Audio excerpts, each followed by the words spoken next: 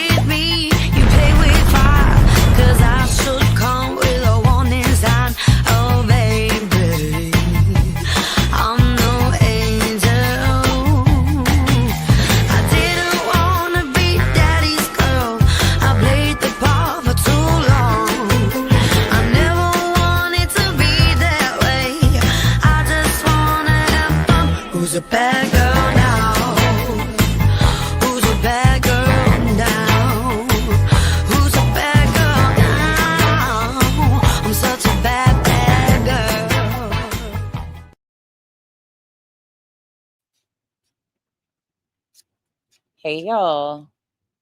Sorry, I'm kind of in like, not in a bad mood. I'm not in a good mood. I'm just here. I'm just existing right now. And I think that's kind of where I just need to be. Today was not like there's no resolve as far as court goes yet, but I think it's a positive outcome. It could have been worse, in my opinion. We'll talk about that and touch base on that. But I know Granny will be talking more in depthly about that coming up. So I will let her kind of fill everybody in. They have been on live streams today, kind of filling people in. So we're just going to touch base on a little bit of that.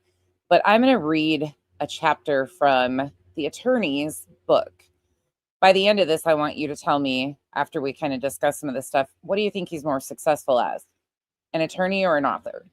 And again, he is 100% an attorney. There's no questions about that.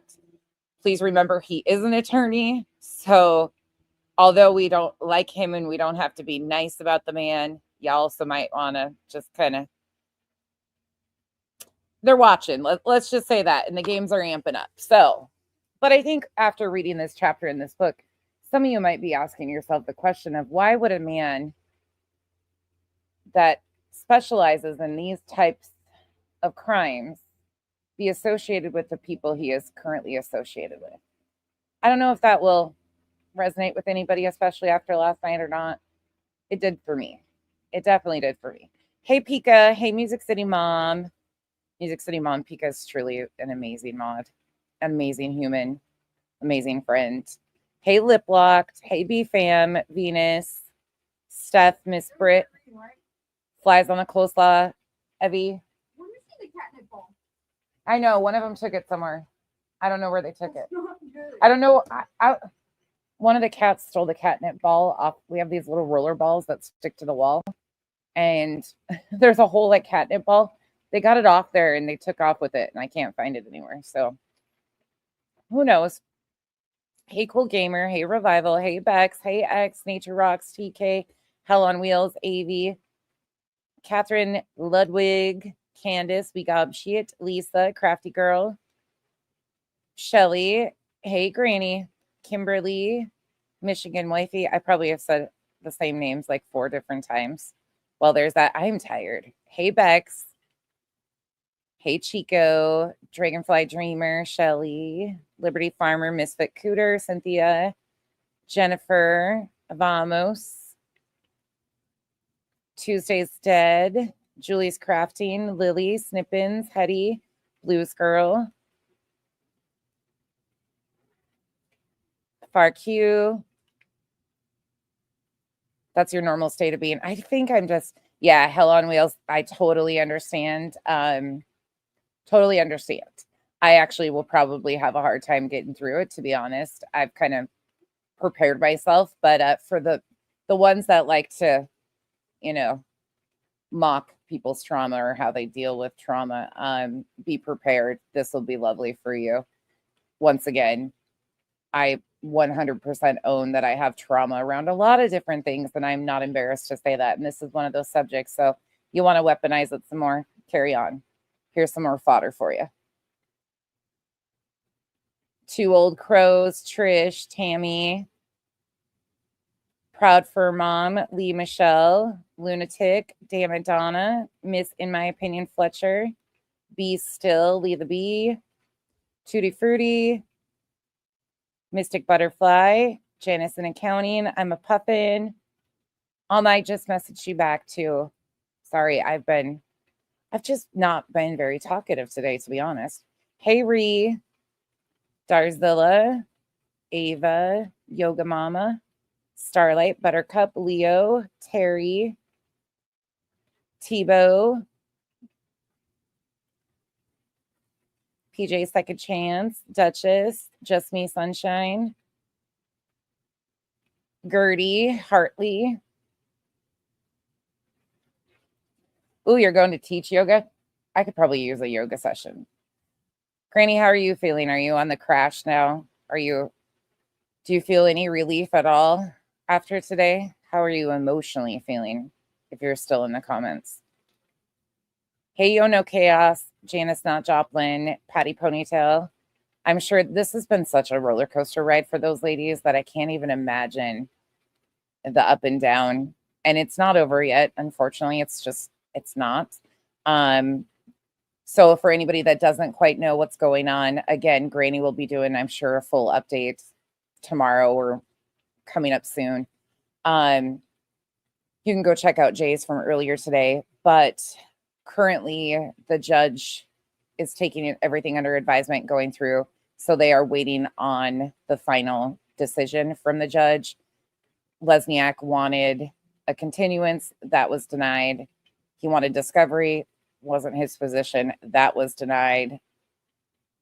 He was trying to ask and basically make a stink out of if Granny was even served, which is ridiculous because it's right there on the docket. I don't know. Like I've got so many questions about so much of this stuff, and it's not making sense, if I'm honest. It's not making sense at all. Hey, Cranky, Damn It Donna, Jules Crafting, Elizabeth, Betty MCW, Spivey. It's not over yet, Spivey. They'll have to wait for a decision. She was, Damn It Donna. I don't know if she's still here or not. Yeah, arguing service just doesn't even make sense. And that's why I'm going to read this tonight. Hey, Diana. Hey, Marcy. Yeah. It's just crazy to me.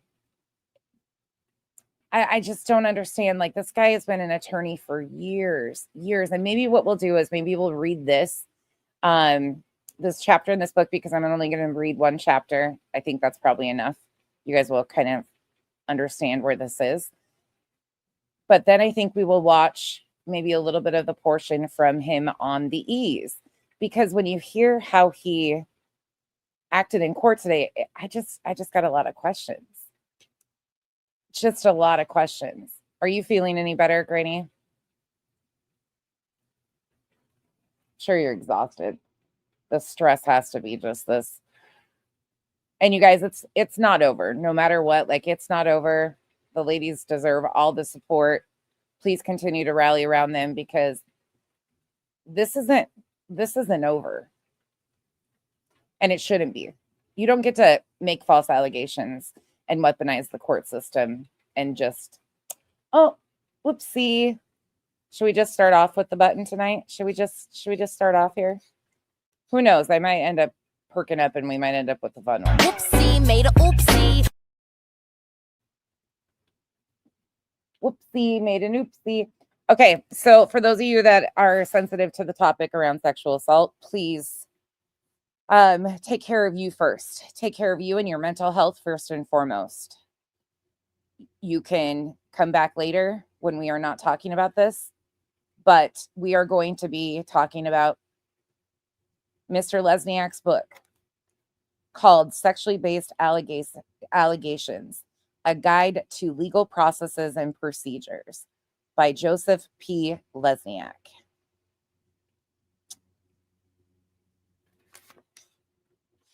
Well, Granny, I was thinking about it too. Like if that's what they were saying, they published the exhibits on their website, and in that exhibits are letters from his parole. So they published it. That was another thing I was thinking too. Yes, you guys make sure you guys know you can drop watermelons in my chat for support for Granny. Please do make sure she knows y'all are supporting her, because this is some straight up bullshit. And after you guys hear this book tonight, you're probably going to be taken back a little bit. I sent Granny a couple pages of the chapter I'm going to be reading this morning, because Am and I started looking at this the other day when she was here, and let me just say, it's interesting. So first of all, let me tell you about the book. It's a paperback book, more like a pamphlet. It's like 74 pages, 74 pages long.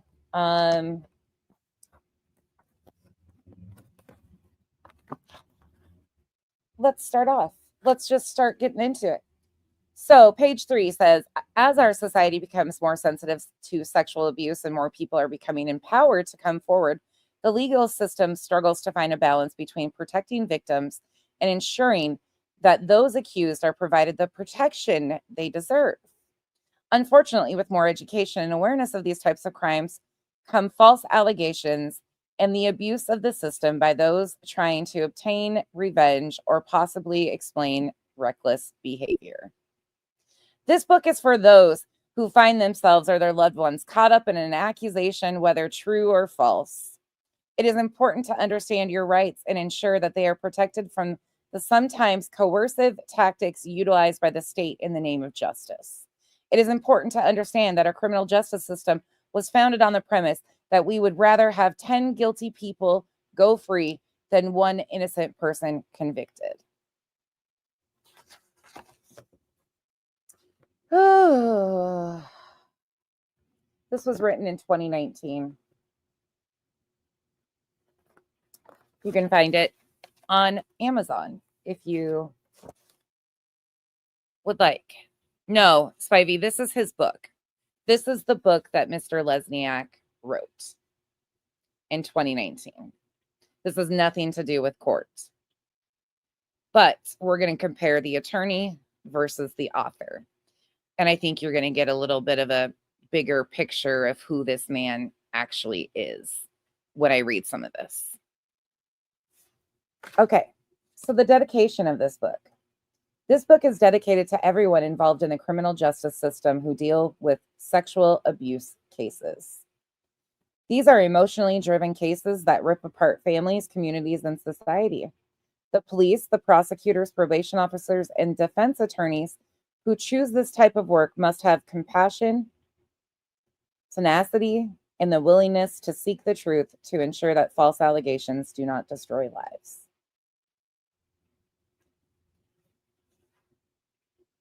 I'm going to read that one more time. Did you hear anything about the dedication, say anything about the victims? Oh, yeah, that's not really shocked. I'm going to read that last sentence one more time. The police, prosecutors, probation officers, and defense attorneys who choose this type of work must have compassion, tenacity, and the willingness to seek the truth to ensure that the false allegations do not destroy lives. I'm going to be giving my opinion on some of this stuff. Now, these are my opinions based on the book he wrote and what we will be going through. But this is basically a how to get off on sex assault crimes, if I'm being honest, and you're going to understand. That is my opinion, and you'll understand where that comes from. Very, very close. Upcoming. The disclaimer: this publication is intended to be used for educational purposes only. No legal advice is being given, and no attorney-client relationship is intended to be created by reading this material. The author assumes no liability for any errors or omissions or for how this book or its contents are interpreted or used, or any consequences resulting directly or indirectly from the use of this book. For legal or any other advice, please consult an experienced attorney or the appropriate expert who is aware of the specific facts of your case and is knowledgeable of the law in your jurisdiction. Good night, FARQ. Yes, you guys, one more time. This is a heavy topic. You might think you're okay right now, but please take care of you first and foremost. That is the first and foremost requirement of this live. If this topic is bothersome to you, please come back on another stream. And then under that whole disclaimer is his law office name and address, phone number, and emails. So this book actually has 13 chapters. It's 74 pages, but it's got 13 chapters. Well, they broke. Yeah, I guess they did. My experience in handling sex crime cases. How are sex crimes defined in Pennsylvania state law? What happens when people are being investigated for a sex crime? What steps should you take when facing sex crime charges? What are my rights after I'm arrested for a sex crime? What are the standards of proof in a sex crime case? Defense strategies to use in sex crime cases? What are the sentencing guidelines for sex crime convictions? Registered sex offender? What are the consequences of having a sex crime conviction? What stigma is attached to people accused of sex crimes? How is life of a defendant impacted during pendency of a sex crime case? Is it safe to assume you cannot represent yourself? Those are the chapters. We are going to jump to 2019, Lindsay. Chapter 7. Chapter 7 is defense strategies to use in sex crime cases. 2019. 2019. All right. Deep breath, everyone. If you need to exit, please exit. I'm giving that warning for a reason.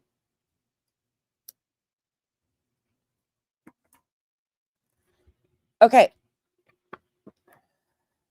The most important strategy, a defense attorney, continue to hold that head up high and your middle finger higher. I know this, we can't take this stress off of you. I know we can't really help, but you're not alone. You are seen. Your feelings are valid. This is fucked. And they continue to push. We will continue to stand together, because I do not want to live in a society where it becomes normalized to make false allegations in a court of law when everybody knows this is not fucking RICO and racketeering. And Granny never even set foot in Tennessee, nor did she impact the search for a missing child. And it was even stated on, what was it? It wasn't court TV, it was local news in Nashville, that if the missing child wasn't found, she would have blood on her hands. Her and Barbecue would. That will never be acceptable. Ever. All right, let's roll. Let's get into this so I can stop talking. Pen, if you see this, if you're here, thank you again for grabbing this and sharing it with us. This, my friends, is from September 18th, a month before the filing. So let me just lay the timeline out once again for those that might not understand. On September 15th, Barbecue made an appearance on Allegedly with BJ's panel. On September 16th, a C&D was drawn up to go out to Barbecue with an injunction attached. On the 17th, a C&D and an injunction was drawn up for Cluminati. On the 17th, Nick the Hat on X posted a message between him and Cluminati. On the 18th, Mr. Lesniak goes on panel at the Ease. The 19th, they're all kissing their asses and, puffing their chests that there's these attorneys. I actually have her deleted live stream from the 17th that I can pull up in a little bit too, if you want to see that. By the 25th, Nick is doxing Granny and Granny's family all over X. Creators from the Green team who are trying to get notice from Nick and the team are redoxing Granny and her family. On the 26th, Granny makes a post, doesn't even name BJ. It triggers BJ. BJ goes live, talks about a tragedy that happened outside of her home. On the 27th of September, Granny goes live in response. On the 26th, though, let me remind you that BJ in the initial part of her live stream said, the 7-minute mark, that she was going to reach out to Nick. She hadn't, but she was going to. An hour and 3 minutes later, she acknowledges that she has already been in communication with Nick and Tony. She'd already been talking to them. And for those that are saying, well, she was talking to Nick through Tony, go to the 139-minute mark in the same video. She says, when Gypsy asks her, can you ask Nick to stop basically offending gypsies? She says, sure, I'll just text Nick. She had direct contact with Nick the Hat. So you tell me what transitioned in that time frame. Because initially, Granny was not mentioned in a single one of the C&Ds or the injunctions. Not even remotely on the radar. So what changed? I think we're all starting to be able to answer some of these questions. Let's go. Again, this is September 18th, 2024. I think Smiley's World is in here. BHB, of course, is. By the way, this all falls under fair use. This is my opinion only of the bullshit that we've seen on this public interwebs. And we're dissecting it together. Because that's what I do. I'm a commentary channel. Here.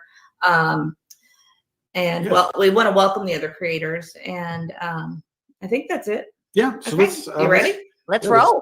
Let's do it. All right. Good morning. How are you doing today? Good, Mr. E. How are you? Great. We really do appreciate you joining us. There are a lot of folks here that are excited to hear what you have to say and understand the future of the investigation with At Night. So I might just kind of, if we could start, if you wouldn't mind, to tell us a little bit about your professional background and how you became affiliated with At Night and all of these folks involved. Sure, absolutely. First off, I always find it scary that people are waiting to hear from an attorney, because our profession does not normally have the best reputation at giving clear-cut and information that people can actually use or understand. We're very good at obfuscating, deflecting, and moving things around. My kids used to ask me, what do you do? I love that statement right there. We're very good at obfuscating, moving things around, deflecting. Not in that order, but those were the things he said. You tried it today, sir. You tried to even go to the route of questioning if Granny was served. Meanwhile, it's on the docket. It's on the public court website docket. Was that a stall tactic? Was that deflection? Trying to move things around? Just curious. Do for a living, Daddy? I was like, well, I pick papers up from one side of my desk and I put them to the other side. Like, what do you do in between? I'm like, I just pick them up and put them to the other side. So that's what my 8-year-old and my 11-year-old believe I do professionally. There's, of course, a lot more to it. So I am a real lawyer. I do represent Nick the Hat, as he's known colloquially. Vibrator, I trust and believe we have sat, me and a few of the girls have sat and honestly like poured through, like, what are we missing? We're missing something. But I think we're getting closer and closer to the answer of what is actually going on. As well as At Night and Dog the Bounty Hunter. So I know I figured I would get that out of the way right at the beginning, because there are a lot of people I know over the past 24 hours if I exist and whether or not I am Nick's attorney. So I can assure you, as we sit here today, that I am. I have been Nick's attorney for a number of years. So as you... Dear terms of service, I'll switch that out. Thank you for reminding me. It still stands, though. If you rewind, if you just popped in and rewind to the beginning, heavy trigger warning on the upcoming. I'll do the dirty feet one tonight. But the beginning portion was pretty heavy. we read two chapters from Mr. Lesniak's book. You can imagine in the media realm, people get into trouble, and it happens, and things fly, and emotions fly, and this case is no different. And my client likes to kind of get in there and and be a part of things like this, whatever it is, in helping to seek justice. And sometimes other people don't appreciate that. But personally, I'm a graduate of Villanova Law School. I went there. I was at Villanova University prior to that. I was on scholarship there. Honestly, I want to put this into perspective too. If you think back to this and what we've been told, again, it's hearsay because we have no proof. But according to Tony and Seth, Tony is the actual person who made contact with Nick. Tony was the one that facilitated that relationship. And they've proudly talked about that. Now, who connected Tony and Nick? I've questioned if it's Coffindoffer because she knew Nick from previous, and it sounds like she had previous communication with Tony. So I'm curious if she was the connecting person there, or like the introduction person there. I have no idea.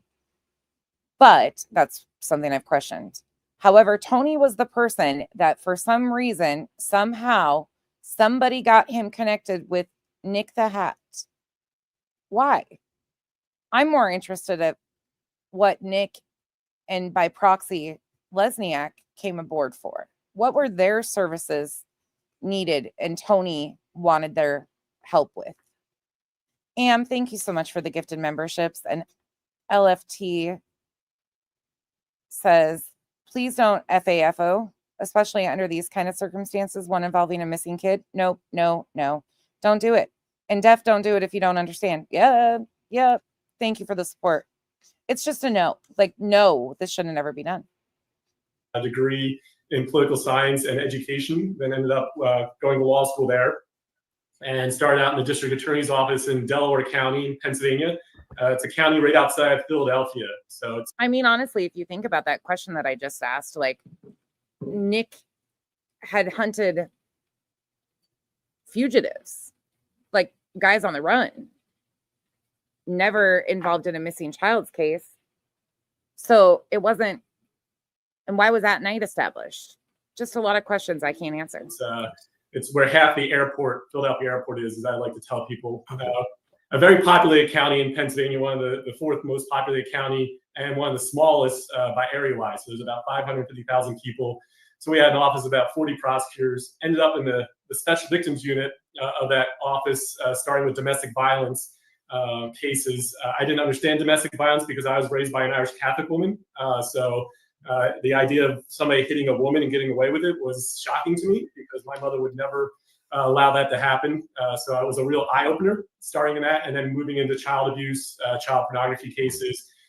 Pennsylvania Internet Crimes Against Children's Task Force is actually based out of Delaware County. It's one of the only state task forces that's in a local county. Most of them are either the state AG's office, Attorney General's office, or the state police. So, but our county got that and was responsible for a number of breakthroughs in investigating those cases in the early 2000s, and doing cases like traveler cases where people would come thinking they were going to have relations with a child. I used to do a number of those cases. Now that most of those are pleas. Wait, Am, what is that from? What you just sent me? Is that from X?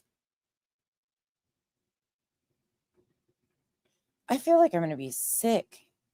Colleen C., thank you so much for becoming a member. And Moy, thank you for the 5 gifted memberships. Who posted it? I'm going to go pull that up. Why? What?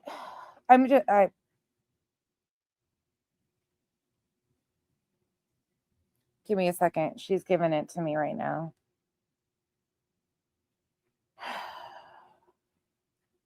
There's somebody that posted a post 50 minutes ago, about an hour ago, by the name of Trucker's Wife. And it's in response to, it looks like, Breaking Chains post.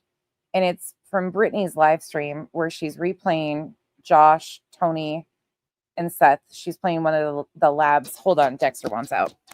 Dexter wants to come out and hang out. Brittany's panel is replaying the lab. And in the comment section, it's Brittany, Nana's Dragonfly, Reality, and Emmy Joe.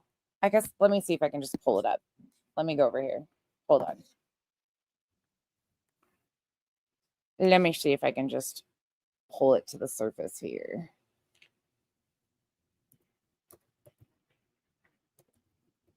Give me 1 second.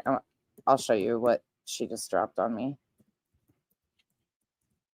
Why I just like stuttered all over the place. Nope.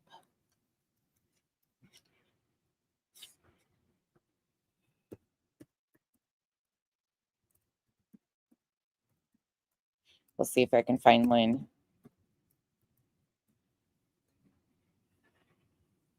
Nope. I'll play this while I try to find this post.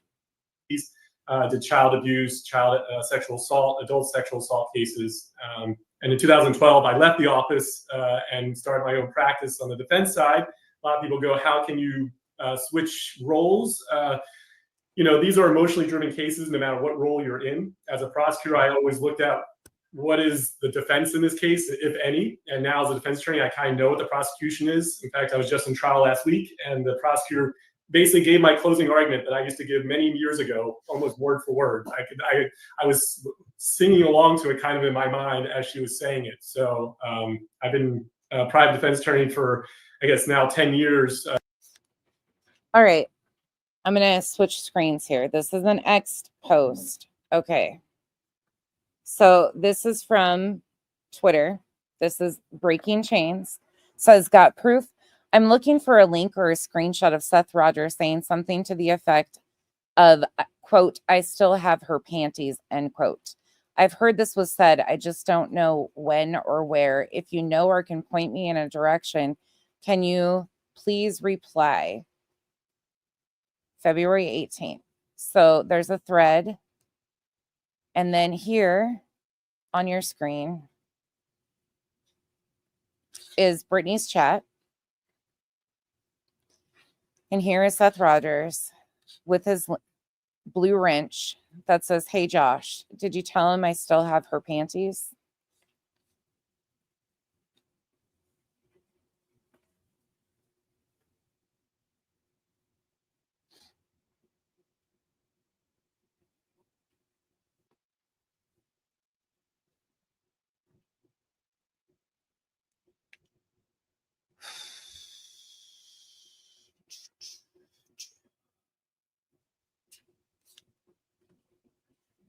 I'm going to hit this button. In my own firm. I had an opportunity to possibly move to a different firm or bigger firm, but I really like actually being my own boss. There is something to that. One of the things about being a... Yeah, I've got so many questions right now. And like, that's not even funny or appropriate. I have nothing to say about that will make any sense. Like, I don't know what to say, I don't know. So we're just going to play this. Prosecutor there's a lot of politics and public image that goes into it and being told what to do. And I never was really good at being told what to do. And I was never really good at being bullied either. And so he was never good at being told what to do. And he was never good at being bullied. I'm not really sure who bullied him. Okay. All right. So on this side, I can kind of help people who have been bullied by the system. And there are truly honestly people who are charged with these serious crimes that are innocent. They really, they have alibis, they have information and evidence in their favor that, the other side just doesn't want to see, and as a prosecutor, I sit there and go, well, we'll just let the jury decide. But you realize by the time you get to a jury trial in these cases, the public image has already gone out the window, the newspaper, it's interesting. By the time you get to trial, the public image, I want to back that up really quick. because we've talked a lot about how public image is something that Nick and those guys, as has been said, and it's not a direct quote, but they've said something to the effect of, we can have the power to get you into the Me Too movement and the power to get you out of the Me Too movement. And I was never really good at being bullied either. And so on this side, I can kind of help people who have been bullied by the system. And there are truly, honestly, people who are charged with these serious crimes that are, are either are innocent. They really, they have alibis, they have information and evidence in their favor that, the other side just doesn't want to see, and as a prosecutor, I sit there and go, well, we'll just let the jury decide. But you realize by the time you get to a jury trial in these cases, the public image has already gone out the window, the newspaper. It's interesting how the public image, which we've always known that this has something to do with public image. We've always known that. the newspaper will put all the horrible stuff in, but when the acquittal happens, I mean, that's what Nick and those guys have always done. Dog the Bounty Hunters, in my opinion, basically involved for his image, his likeness, his reach, his name, to give credibility and notoriety to this organization. That's my opinion. But nothing has changed that, because he's never with these guys. Who knows if he even knows what was going on in court today in Pennsylvania. Like, truly, we have no idea what these plaintiffs know or are involved in. We have no idea. Like, again, that's their business, but it's so weird. Tend not to publish that, or it gets to page like 26. And so that's how I got involved with Nick many years ago. As a younger person, he did some things, pushed the edges. He likes to kind of be on the edge there. I'm much more of a conservative, so in that he acknowledges Nick likes to push the edge of the line. I try not to push necessarily the edges, but I certainly have no problem advocating for people and their rights. Gary, who are these people? We have a constitution for a reason. We have civil liberties. In fact, I teach American government at the local Penn State campus. I have been doing that for 12 years, in which I remind myself every semester what our civil liberties are, what they represent, that they're not just lip service. I know when COVID hit, there was a lot of lip service and people going, are they coming back? Are we going to have these civil liberties again? And the answer is yes, they never went away. And so, in the case, it's weird to me that he went there, these civic liberties about the C virus. To me, that kind of, now you don't have to agree with me, but it kind of shows more of his stance in ways of like another layer of how he associates with Nick and those guys. Case at hand, Nick got involved in the situation. I mean, we've heard Nick himself say stuff about like the political shit and how this case is like the digital January 6th and shit like that. And during the C, they say that things got so restrictive, and so like it became a big bargaining chip from both sides of the aisle. Dog, because they actually care. I know that people are like, oh no, they're out for the press and all that. That's not true. There are lots of cases out there, unfortunately, of child abduction and child kidnapping. This case is. Yes, I did catch that actually, Amy. Thank you for reminding me of that, because when she said that today, my ears perked up, because I was like, I'm not shocked at all by that at all. Underhanded extremist buck in the system. It's very interesting though, for those of you that like follow it from that perspective or can understand like the extremism pieces that they connect to and things of that nature. Again, this is not about liking Trump. This is a completely different type of personality, their belief system. So to my Trumpers in here, don't get offended, because this isn't my conservative friends. This is the extremist nature of some of these people. And there's just keys that they say and things that it's really weird. But when she said that today, I was like, not shocked. It has an especially heinous aspect to it in the fact that he's autistic. That's been so long. that, truly and honestly, there's been a lot of, from what I've read, a lot of missteps that have been taken.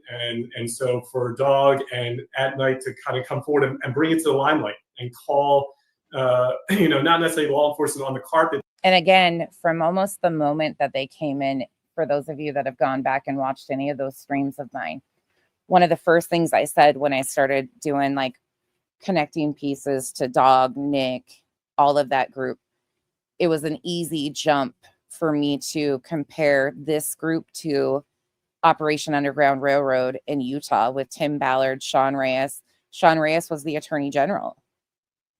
Tim Ballard, all of his associations, the people that they ran with, how they used a very noble cause to get notoriety. And unfortunately, they did horrible things with it. Sean Reyes ended up stepping down from office. Tim Ballard's got lawsuits going crazy. But they used a very good cause, just like getting involved with missing children and things like that. These are noble causes that sometimes these groups will attach to for notoriety reasons with underlying political aspirations or wanting attention in that realm. But get them kind of excited to move forward is important. Certainly I respect our law enforcement officers. I respect the job they do. It's not a job I want to do, without a doubt. And so to have. And if you think about it too, the religion aspect of this does come into play when you have like Dog the Bounty Hunter, who is going on all these like faith-based podcasts. His meet and greet was at a church, like that very, very extremist personality. Like he goes all in on one side to all in on the other side. Like the people that they align, all of them, you can go back and check it. It's crazy though. I just went back and caught one of my streams when they first came on the scene. And I was like, yeah, none of this is really shocking actually. But they've just moved at such a high rate of speed that it's been hard to keep up with all of it. Those people protecting us day in and day out is admirable. And it's an admirable profession to go in. I know over the last several years it has been brought into question. And I sort of like the law field. One bad lawyer it's like a drop of oil in a bucket of water. Can make the whole bucket look like. That's very true, though. I will give him that. If you have one shit attorney on a team or whatever, yeah. Bad lawyers, and the same thing with police. Law enforcement. I would say 99.9% of them are in it for the right reasons and moving in the right direction and trying to help. They really want to be. I agree with him on that too. They are public servants, and the ones I know, especially, expound that to the nth degree. We're lucky here in Delaware County to have a lot of committed law enforcement officers who keep us safe day in and day out, whatever it may be. And in this day and age, every time I think I've seen everything, every time I said, you know what, now I've seen everything, the next thing comes along, you're like casual art, or we can mix them all together, all in one, because they all go hand in hand anymore. The cult type following, the high control groups, they're inlaid in like every aspect of life, and they should never be involved in missing children's cases or tragedies or anything. No.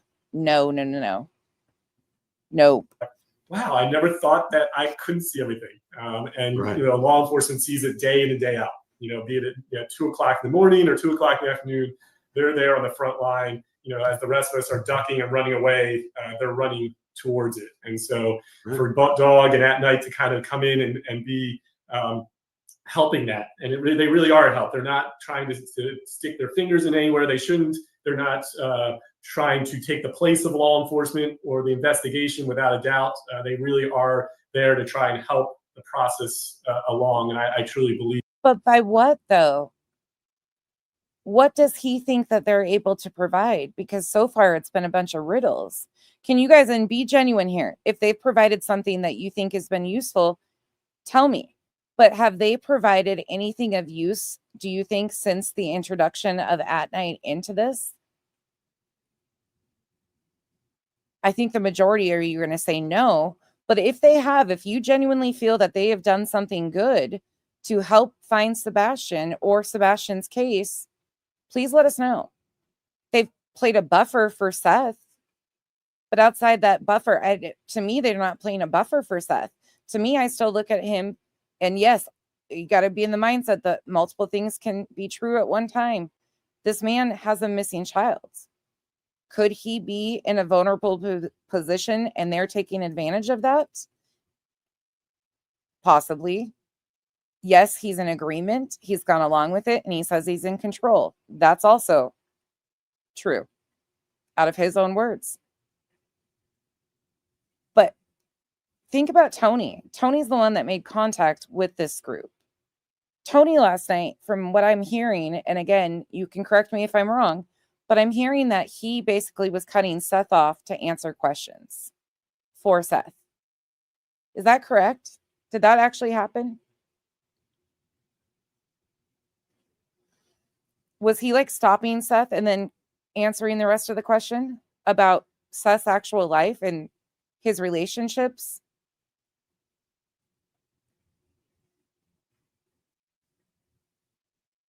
And I did hear him say he is an advocate. Tony Mathis, sir, will you please tell us? We would love to know. And I'm sure you'll be more than willing to provide us with what you did because you'd be proud of these things. But what advocacy training classes have you been taking?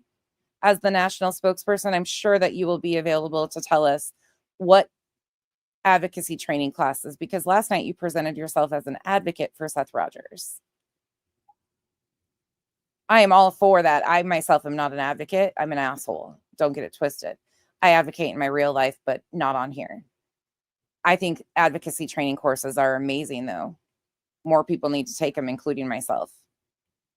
But I'm sure you would love to tell us what advocacy classes you took because you take this so seriously and you want to help these families and these victims so much, correct? So you'll be willing to tell us what advocacy classes. Thank you.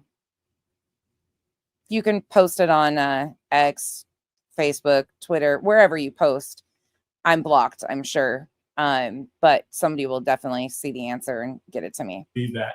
Unfortunately, there are other people that are not necessarily doing that. And that's unfortunately why I have to get involved. You know, normally the legal team does not have to get involved unless problems arise. Like, wait, what, Bree? What? He does control the GoFundMe money. Tony does. Tony and Seth's sister both have to agree before Seth. Wait a second, Bree. Tony said he spent. Wait, not Tony. Seth said he spent all of his money on flyers, gas, searching. He said that he had spent all of his GoFundMe money.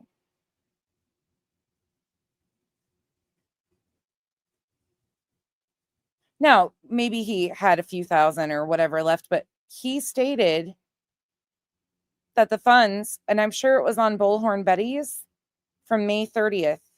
Let me go look.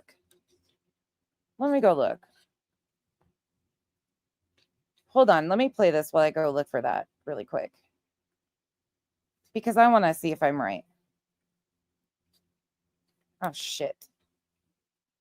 How did it I just kicked that one off. Hold on. Hold, please. I just hit myself. I bumped myself out. I'm so frazzled over that. I can't believe that. I am honestly in shock right now to hear that. Like, genuine shock over that. Huh. Well, let's see here. Let me reshare this to you guys. I'll go find that while you guys are watching this. I give an award out to our local high school every year where my wife and I actually went to school. I mean, that's how local I am. Literally, I live 5 minutes from where I am sitting right now where I work. And I grew up there, literally in the same house. So I always tell them that, you know, nobody calls a lawyer because something went right. Nobody says, oh, I had a great car accident. And I'm really just calling to tell you how great the car accident was, or the surgery was awesome, or the police pulled me over, but I didn't get in any trouble. You know, they really just thanked me for driving well. Nobody ever does that. People only call lawyers when things are going awry.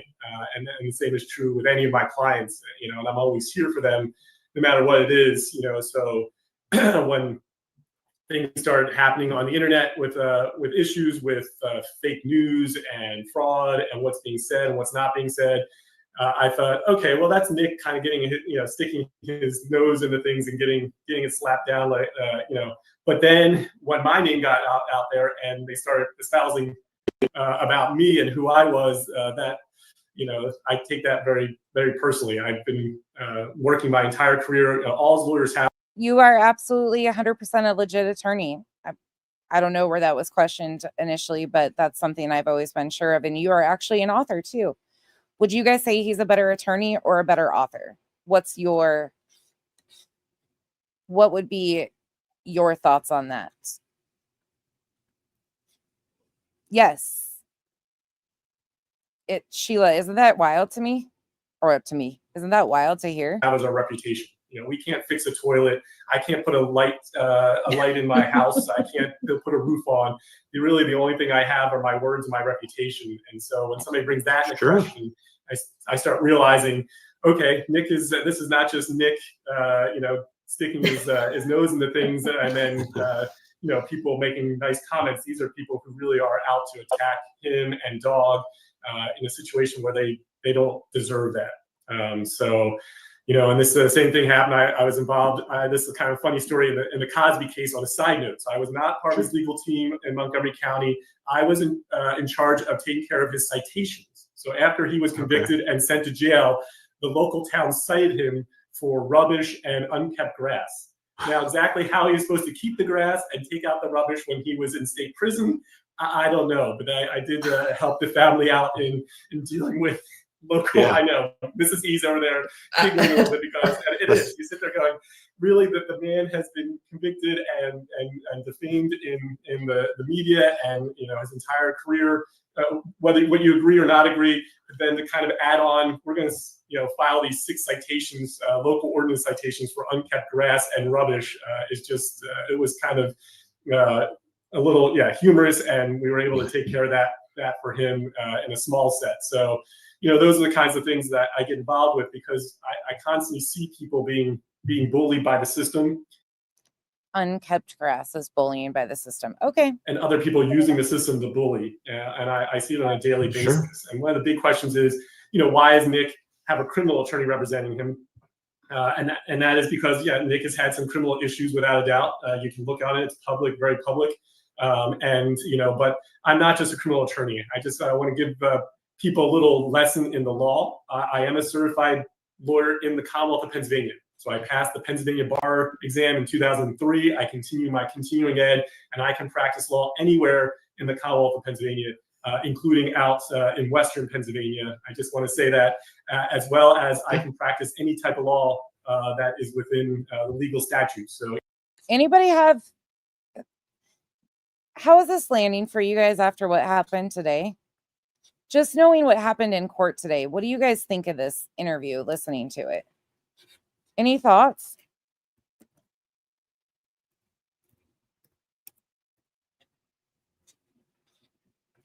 This is just making my head spin.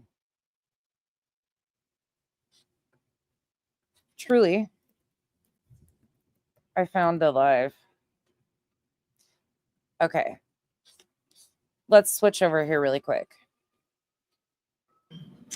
That's quite. This is May 30th, 2024, Bullhorn Betty, the 154-minute mark. Still in the dark. That's quite interesting. Was Chris friendly? After Chris lost his cool, I couldn't stay there after Wednesday. Lost his cool how? I never heard this. The GoFundMe my sister set up to help me pay my bills while I look for my son. Mm. What was that The all over? Why did he want you to stop? Why did he threaten you? Hold on. It was a GoFundMe that my sister set up for me to pay my bills while I look for my son. It wasn't set up as a reward. It wasn't set up as anything else. People want to know what happened to it. It was donated. I used it to pay my bills. I used it to put gas in my truck so I could drive an hour and a half down there, an hour and a half back. People.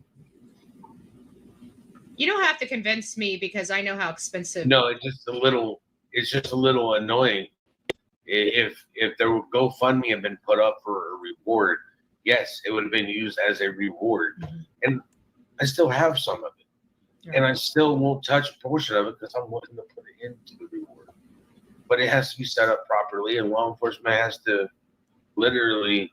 Okay, so in this one, he doesn't say that he spent it.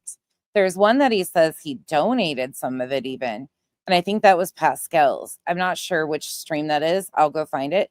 But I want to go to the Lore Lodge, even though I said I wasn't going to do this. Because I want to see what was actually said about it.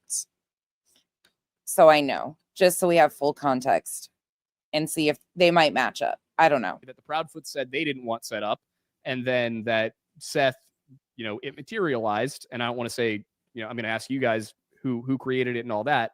But the issue of the GoFundMe has been Proudfoots didn't want it. They don't know where the money is going. And there are these claims out there that, Seth, you gave money from that GoFundMe to people for improper uses. So I wanted to ask, when it comes to that, who started this GoFundMe? Is he referring to the 12,000 rumor about Michaela? I've never been able to vet that myself or find proof that that happened. I know a lot of people say it did, but I have yet to see proof of that transaction myself, if that's what he's referring to. My sister. Your sister did? And were you aware that she was starting it, or did she just do it and then let you know? She called me up. She was, because she knew Sebastian was missing. And she was like, hey, do you want me to start your GoFundMe? And I was like, you can. Revival, that is what we have heard, is that law enforcement advised them to not. Don't put Sebastian's name on it. Because there had been a previous conversation between me, Chris, and Katie. And Chris said, we don't need to GoFundMe. That makes us look bad. And I don't know about anybody else, but this was my first time dealing with a missing child. And I knew that I was going to be looking for my son. Yeah. Let me jump in there, Aiden. The GoFundMe was created on, 3 days. It was 3 days when it was available. It started getting promoted, I think, in Facebook groups first, and then on live streams, from my understanding. But I think it was a little while before it was promoted on live streams. He has a sister that lives in San Antonio, and she is a very good steward of money. She knew her brother well enough to know that he was going to be taking time off of work until he found his son. She did not need Chris or Katie's permission to help her brother. Maybe they didn't need a GoFundMe. Knowing what we know now, no more time than they spent looking for him. They didn't need a GoFundMe. Seth was planning on taking time off of work, and he was planning on searching. Sorry, you guys. I should apologize in advance. I just took you on a detour right into the area I said I wasn't going to go, but that right there just clicked to me. I was like, wait a second. But on Bullhorn Betty's, I'm sure we can find more of them too. I'm sure like the other clips exist too of him speaking on it. I don't know if it matches or not. It sounds like there's some difference here. For Sebastian until he found him. And, Seth is, he's not a paycheck to paycheck guy, but he's a guy that doesn't have a lot of extra money. He was very blessed. I think there was $24,000 to $25,000 raised in that account. Why is Tony answering for him? Why is Tony answering for him? Why now is Tony answering for him? Seth answered fine for himself right here. After Chris lost his cool, I couldn't stay there after Wednesday. Lost his cool how? I never heard this. The GoFundMe my sister set up to help me pay my bills while I look for my son. What was that The all over? Why did he want you to stop? Why did he threaten you? Hold on.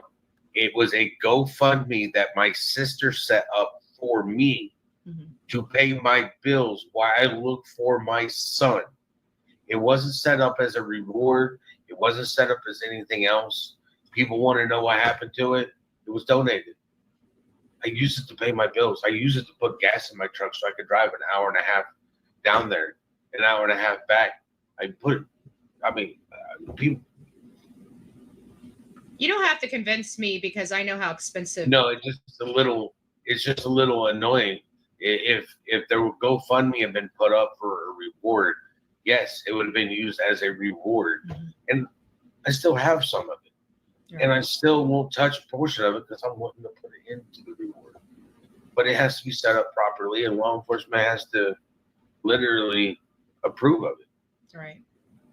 Gotcha. You know, Waiting to put it into what? just because people want something done I'm assuming the Rogers family homestead. Whatever. doesn't mean it happens. I'd like my son to be found, and I'm looking for him. But he answered fine for himself there. Like, I don't understand that. I'm really confused by this. The first couple of months, he had some coworkers that donated some PTO time to him, which they allowed them to do in the county. Okay. It amounted to about 23 days. He's talking about the GoFundMe. Why are we on the PTO time? Aiden didn't ask that. Right. And then, there was probably a couple of month period after that where he literally went with no income at all.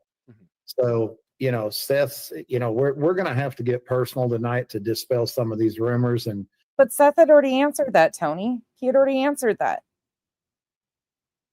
Again, people are going to believe what they want to believe. That's the thing, is people are going to believe what they want to believe. No matter what. I learned that the hard way in the Marvon story with the money portion of it. It is like beating your head against the wall. some of these things Following the money part is so, because they're not going to provide, it's just, they're never going to provide receipts, which honestly, he owes us nothing. People willingly donated to him. Unfortunately, whatever people feel about that, if you're upset about it, whatever the case may be, I don't know. we really didn't choose to get personal on regarding the mother, etc. But he's about $4,000 or $5,000 a month it takes It's not him right. to survive. It's not right. So, if you go a couple of months without, Unfortunately, you guys, like, this is part of the playbook. If you think about the playbook that we talk about when creators get involved with them, these things, this was started though without I don't know if he had it, he was working with 3 days in. His sister, his mom, I'm assuming. I don't know who else, like if he had contact. Well, I don't know who he had all contact with at that time, but as soon as creators gotten involved, they started pushing that shit big time. an income at all, there's $8,000 to $10,000 of that money. Right. Yeah, You couple that with the survival, fact exactly. that he was buying all of those signs; those were not donated. He put signs all over Hendersonville. The Juju B, do you happen to remember which live stream that was? If you do, I'll pull it. If you guys remember what live stream it is, I don't have all these ones in my notes pulled up for this portion of it. I wasn't expecting to do this portion of it. But here's Tony talking. I swear, Tony, man, again, how did you get a hold of Nick? And like, why would you align a parent of a missing child with At Night? Like, why? You're the one that had that conversation when they said that when you said they read you their Miranda rights that you didn't run. You were like, yeah, this is a great idea for my client, my buddy, the guy I'm a spokesperson for, the guy I advocate for, spiritual mentor, whatever the fuck your title is today. I don't know. Why? What's up with you, dude? Genuine question. he had 2 PIs working. One of them was pro bono. The other one was paid. He paid her to the tune of about $3,000. Oh, in this one, he claims that. and Okay. He stretched that money all the way out to where even today there's still probably $1,000 in that account. Okay. So, you can imagine over time. Probably $1,000 in that account. Hold on. I'm almost positive. And Betty, in this live stream, Tony didn't have anything to do with the money situation. He wasn't being paid. Right here, right here. It's not specifically to that, but he says he's not taking advantage of Seth. He's not getting paid or anything. Here you go. You can get over it. Yeah. But, you know, a lot of people are just, you know, concerned that he's Hold taking on. advantage of you somehow. Hold on. Is there a way for Tony to take advantage? Does he have access?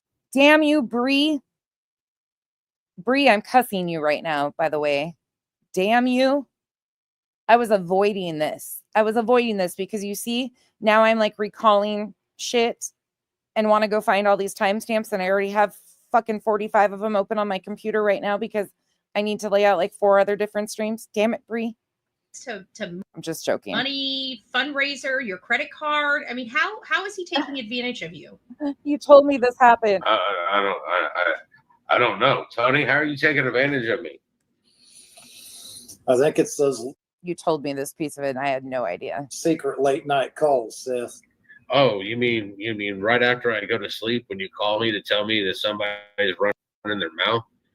Or the late night calls where I call you because I want to see how everything's going so I know what to prepare myself for the next day.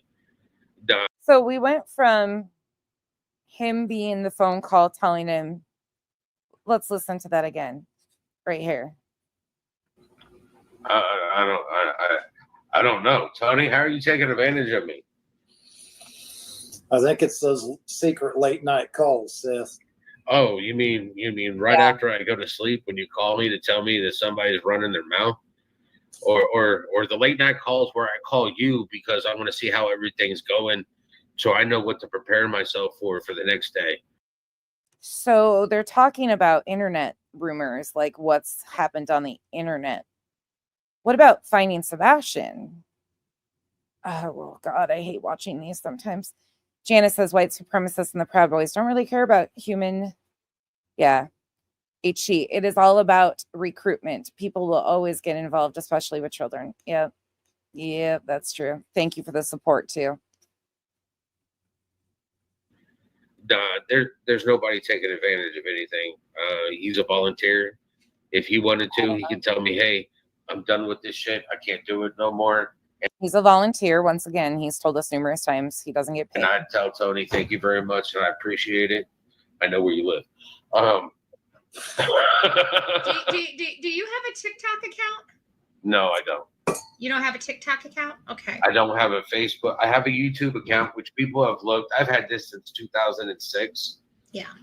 But 2006 when I made my Gmail account. Mm-hmm. That was 2 years before my kid was born. Yeah. And before this, I used YouTube to listen to music. Right. Yeah. That's the way I was too before I became Bullhorn Buddy. Seth, let me ask you a question. When you're with me, forget you paying for anything for me or me taking any money. When you're with me, do you even pay for anything for yourself? No. Well, thank you, Tony. God bless you. Tony won't let me. Tony won't let me. Mm-hmm. I've with my team, we've gone out to dinner at times. But to me, that's almost, I don't know. Let me let this play for a minute.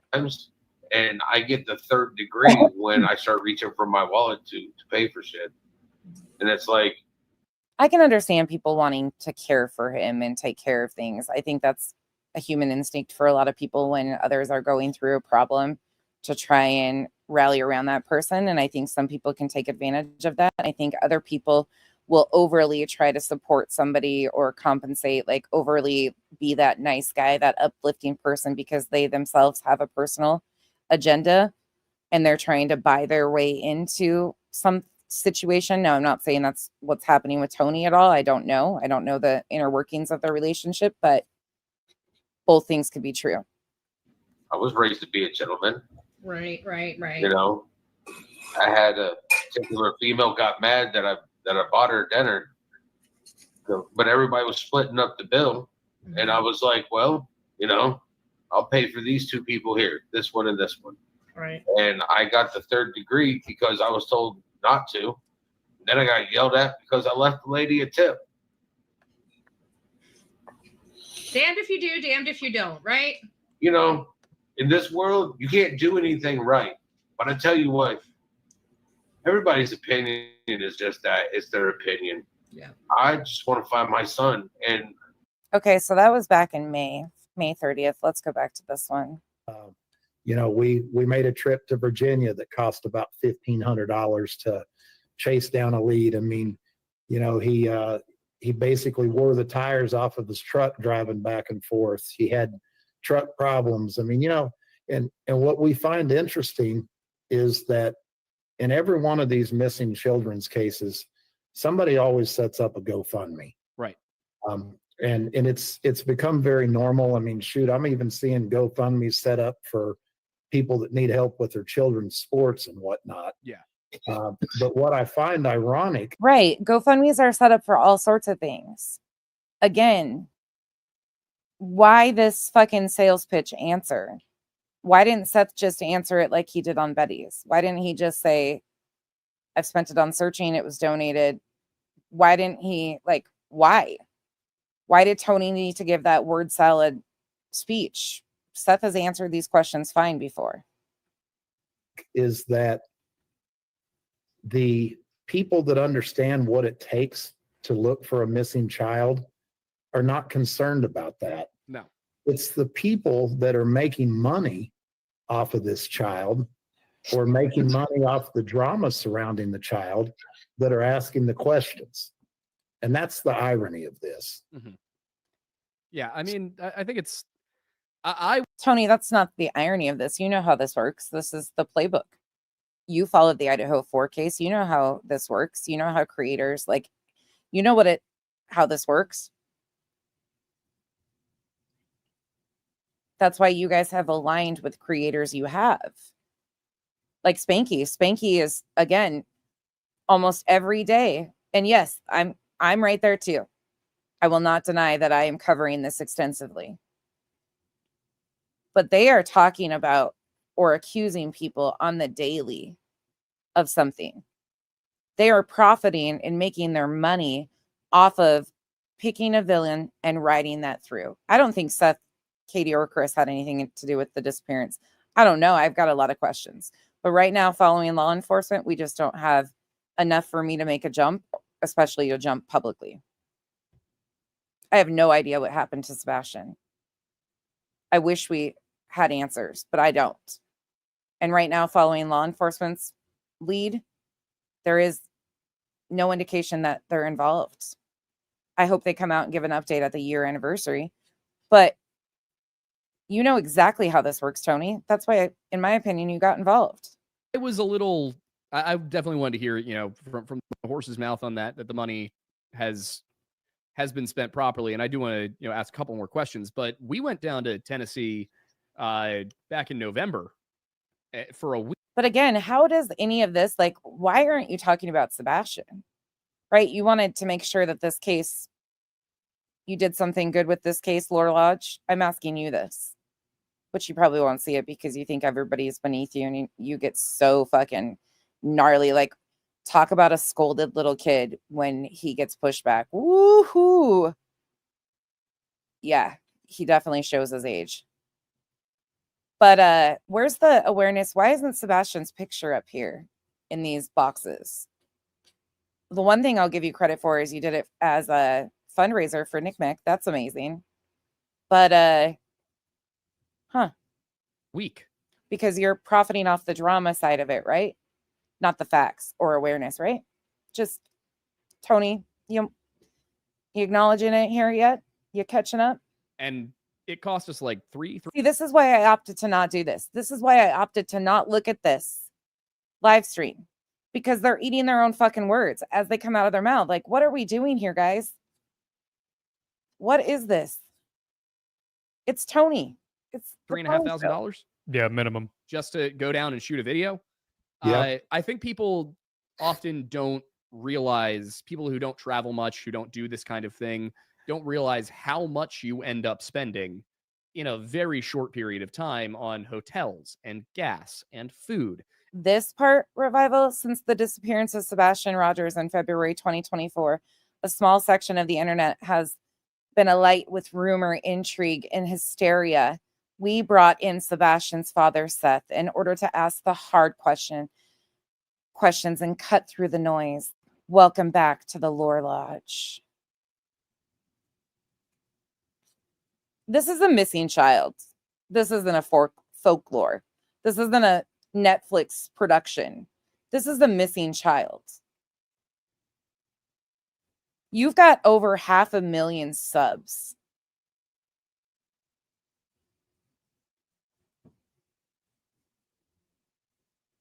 What the fuck is going on here? And then when you add in signs to the mix and things like that, that cost can balloon into the thousands of dollars really quickly. So, What is happening? It doesn't surprise me that, 25 grand was spent on this. So what I wanted to ask, Why the fuck? Okay. Can anybody explain why the fuck are all these characters involved? This man, Aiden from the Lore Lodge, has a wonderful educational background, but he was also the Turning Point USA chapter president at his college for a period of time and started a watch list for professors who he thought were discriminating against him for his political views.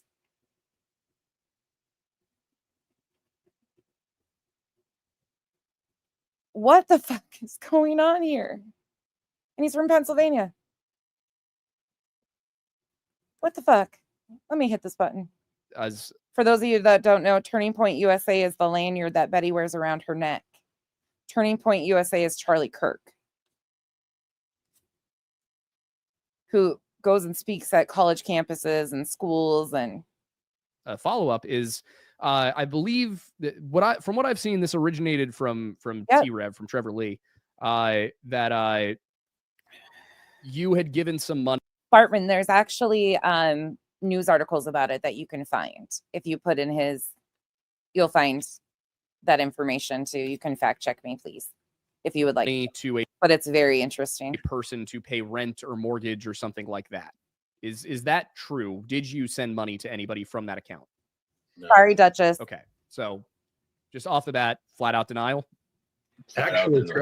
Actually, T-Rev came out and cleared that up. I saw somebody sent that to me just before the show. Yeah, and said that it didn't happen. Yeah, which leads me to wonder, where the hell did this story actually even come from? Is he walking it back? Like, it doesn't really matter at the end of the day, but it's a rumor, and it's that's if something like that had been treated as such, it happened, you would think by most of us that know that somebody would be able to come forward and say, yeah, here's the receipt from me being given the money, but we don't have that. So, well, and we actually have a process now that's in place. I would say right around July, after I'd been involved for a couple of months, we have kind of a checks and balances internally to where when Seth has a need, he will come to me and talk to me, and his sister and I, again, we have some common friends from back home. We've gotten to be. So no, I don't like this. This is no, this man, Tony, you have no, an advocate spokesperson should not have access to your money. Really close. No.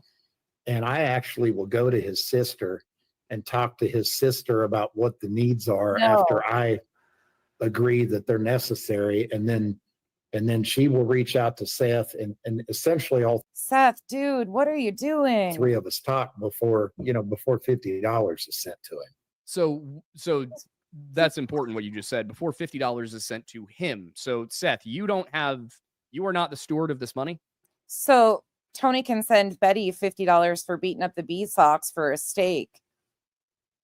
But Seth has to, I hope I said Tony, not Seth. Tony can send Betty the $50 for beating up the bee socks.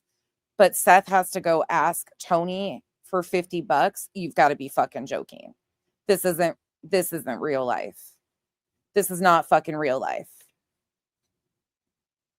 Seth is not asking permission to spend $50. He's a grown fucking man. No. He lives on his no. Okay, so I ain't buying this your shit. sister Sorry. is. Yes. Seth, if that's true, run, dude, run.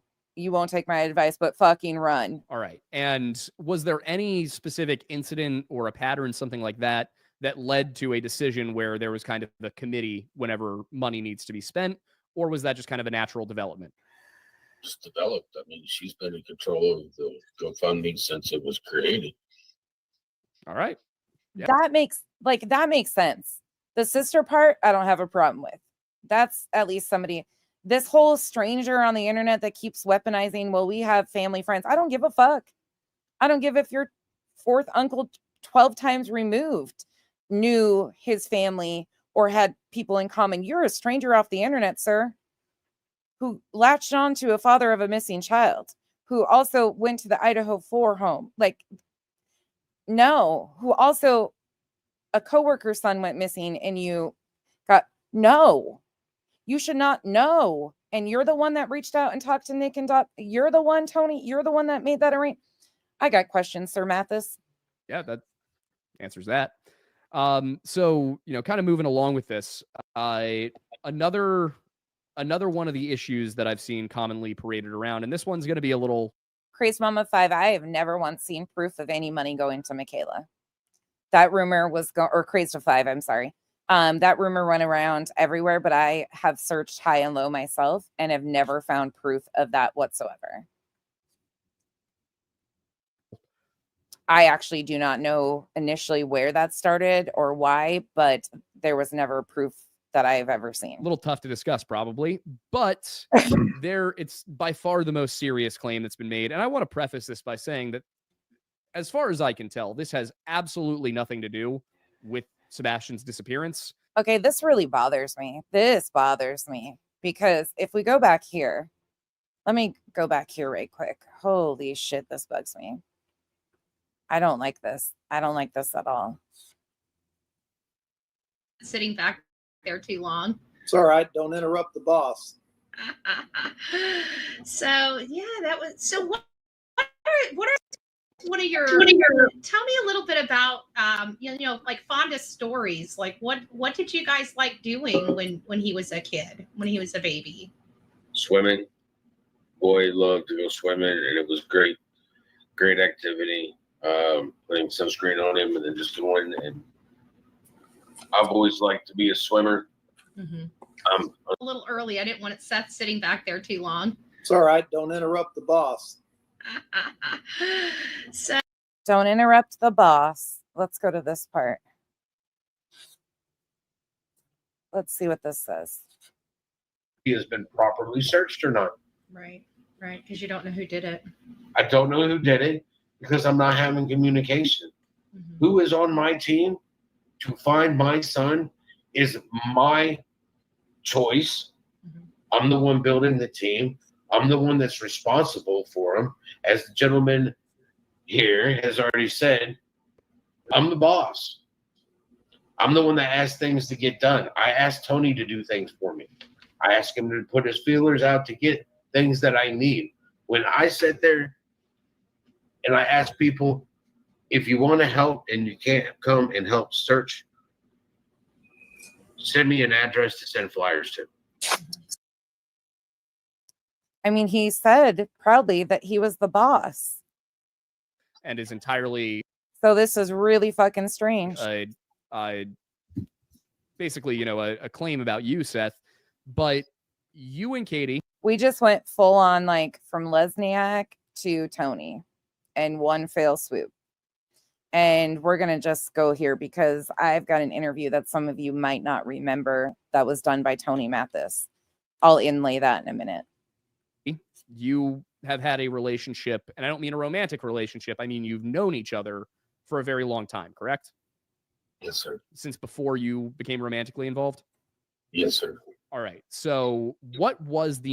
Okay, I don't need to listen to that. I want to take you guys back here for a moment in time. How many of you remember this from... This is May 5th, 2024, right when Tony got involved. This was from Justin on TikTok's channel. You know what I called you earlier. I want to, just because I've already seen enough out of Tony, how he came in running the show and talking over Seth and shutting Seth down, and it sounds like that goes on the rest of the night. I want to remind people of this. Anyway, so we talked before you came on here, and I appreciate you coming on again to kind of answer some of these questions. You set the internet ablaze a few days ago when you announced that you were going to be working with Seth Rogers and Sebastian Rogers, this case. That was on Pascal's. In addition to Caleb Harris, who you've already been working on.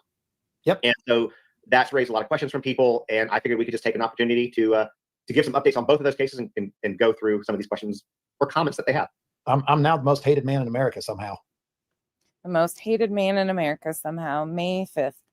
By the way, it's sped up. Yeah, I know. I know. But here you are. I have you, so it's okay. Okay, you can be safe, sort of safe space. Just don't look at the comments. I don't know. Actually, the comments could be nice. I don't know. Yeah. But with that being said, before we get into the questions, Oh, Liz, you haven't seen this one? How many of you have not seen this interview? Put a 1 in the chat if you've seen it, a 2 if you have not, please, and thank you. A 1 in the chat if you have, a 2 if you have not, please. Yeah, this is an interesting one for those, like, he's by himself too. Seth does not come on. I haven't done a Caleb update in a while. Is there anything new to report with that? No, not really. I mean, there's a we have a lot of faith in law enforcement in that case, and we do believe that law enforcement has got a lot of data they're sifting through, and I think the family's very positive right now that some of that evidence is going to lead to something good. So, you know, it's been a digital investigation for quite some time now, and I think that, you know, it takes a while to get that information. Justin on TikTok has a YouTube channel too. So I think he dual streams to both platforms when he does streams on YouTube. Back and, you know, but this is just solely Tony as a person. We're going to be patient, allow them to do that. And I think it's a good time to remind people that with these cases, with law enforcement, they don't release everything. They just can't. Right. And I think that's probably a lot of what's going on. You know, you don't know what you don't know. And they've been pretty tight-lipped about it, right? So, right. You know, hopefully we'll have some updates or some information we can work with soon. But, you know, Caleb has not been found, just to let y'all know. You can follow Tony, by the way, it's fine. Caleb Harris is his handle on TikTok. But he's not been found. He still needs eyes. He still needs awareness. So if you can remember to do so, go grab off of the Find Caleb Harris Facebook page or Caleb Harris Missing pages. Grab, you know, a copy of his flyer, share it to social media and all that stuff. Now, let's talk about Sebastian, because there are. And I apologize, you guys. We just went down this rabbit hole. We started off with Lesniak, but I think we got kind of we all followed quite along, and this just kind of naturally progressed into this. So sorry for the switch up on you guys. I didn't plan on going here, so I didn't have this stuff prepared, but luckily I was able to find it pretty fast. So sorry about the switch up, but thank you for hanging out with me and watching these. Are some updates there that we can talk about over the last couple of days. What do you want to say about that one? Hey, Phoenix. Update wise.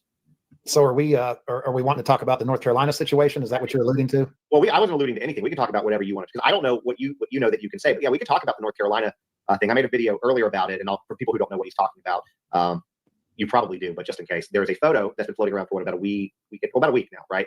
And it first came out that, you know, hey, this looks like Sebastian Rogers. You know, one thing I have to say though is Granny called Tony. Like, Granny called Tony to the carpet. She did on YouTube. And like his cronies and stuff, she was real good, like catching up with some of that stuff. So a lot of this stuff with them, I didn't pay attention to it unless I saw other things going on. But all of his associations from the other cases and things, and then it's a lot. It was like, is it AI? Is it Sebastian Rogers? Well, apparently where law enforcement stands is they do not believe that it's AI. They don't necessarily believe it's Sebastian Rogers, but they believe that it is a real photo. It is something that they are investigating.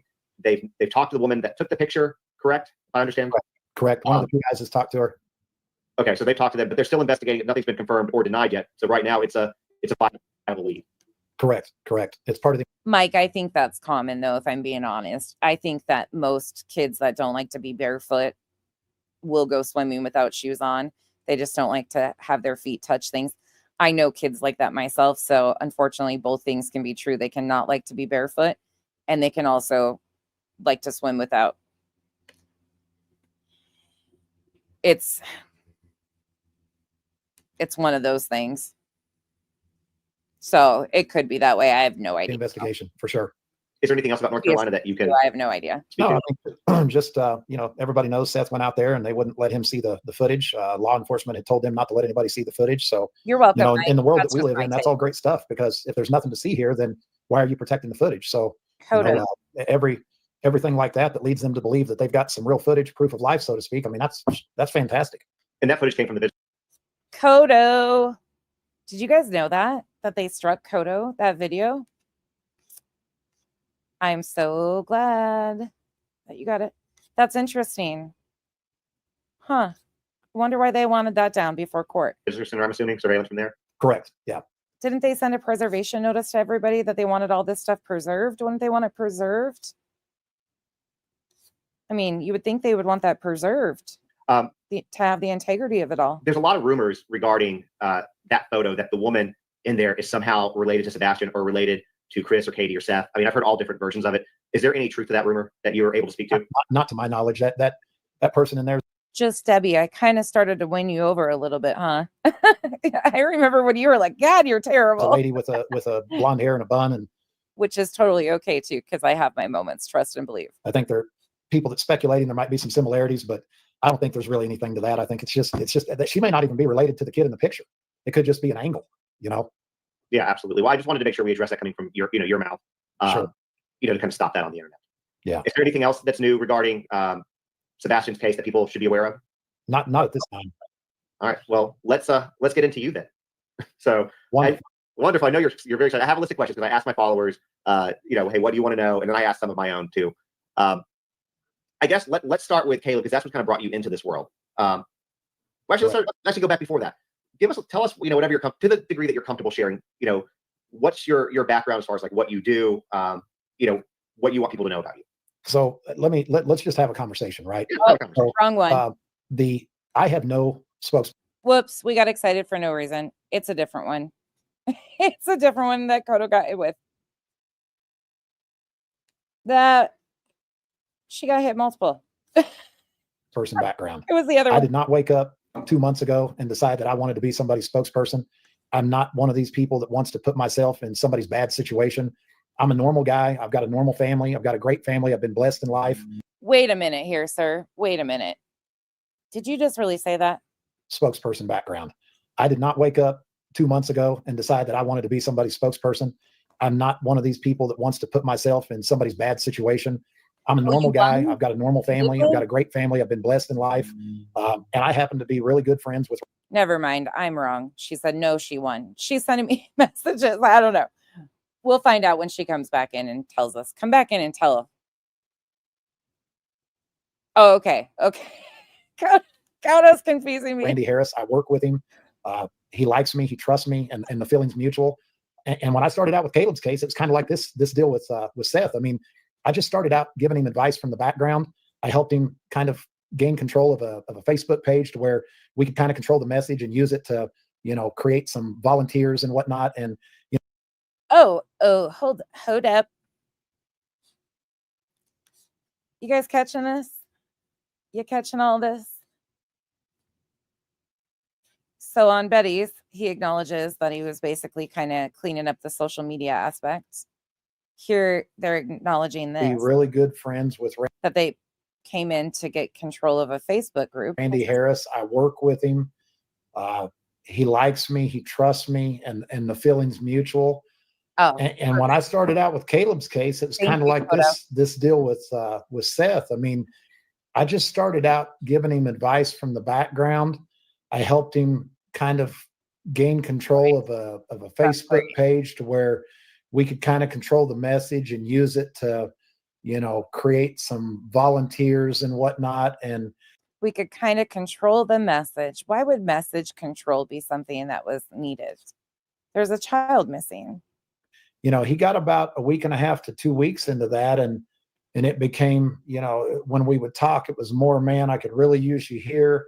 I could really use somebody handling these interviews and whatnot. And I just told him, I said, brother, all you got to do is tell me what your needs are. And, I'm there for you. So if you need me to help you with interviews, if you need me to set up interviews, if you need me to do interviews, if you need me to be on interviews with you, I'll do anything you need me to help you do. And that's kind of how it all got started. This is courtesy of Justin on TikTok. I think he did change the name of his channel. Let me go down here. It is Just in the Nick of Crime now, but you can search for it as Justin on TikTok too, if you would like. So basically, and you worked with Randy, correct? Yeah, Like, we worked together for coming up on 3 years. So Randy Harris, and then work together, and you sell cranes for a living, correct? That's Correct. your day Yeah, job. I cover. I live in Oklahoma, but I cover like the northern part of the country, North and South Dakota. I'm in a hotel room in North Dakota right now.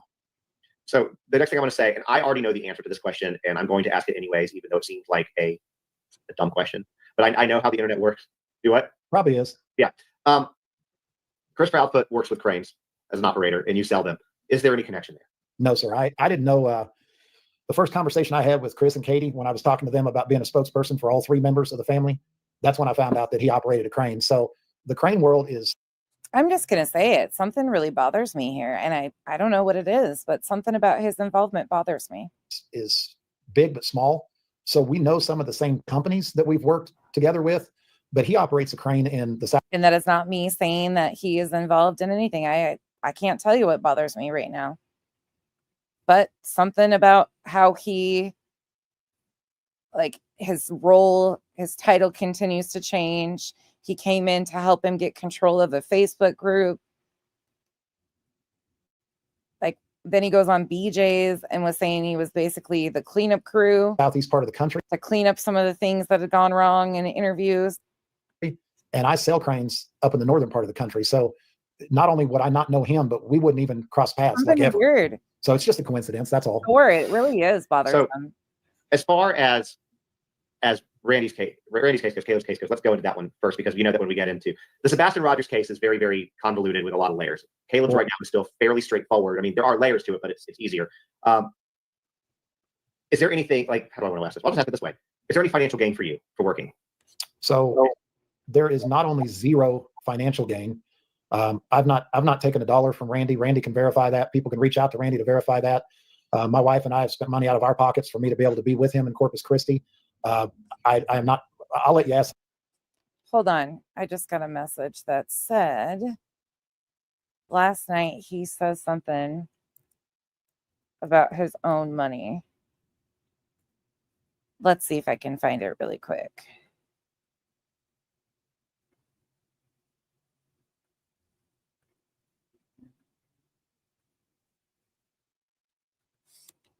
Was it 17 or 12?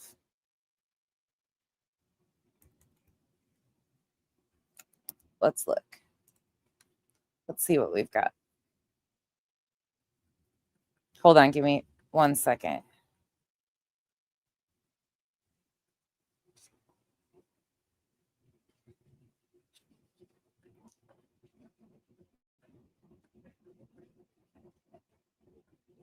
Give me a second. Here, I'll play this while I'm finding it. I won't make you guys sit and let me click buttons. It's the next question, but I'll just answer it for you. I'm not taking any money from Seth. Seth has nobody on his team right now that's getting paid anything. I'm strictly a volunteer.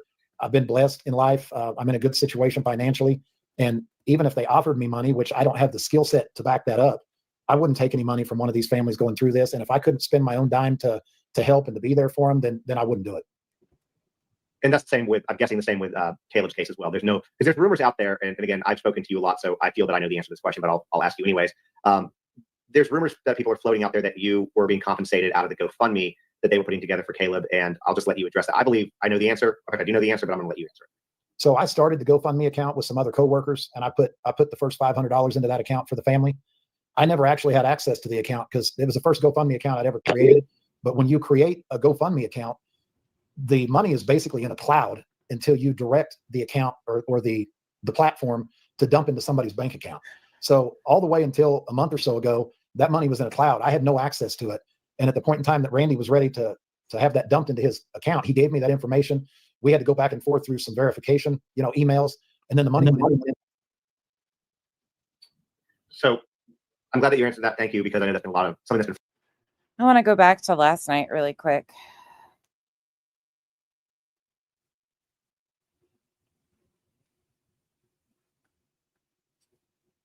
I think Tony starts talking here.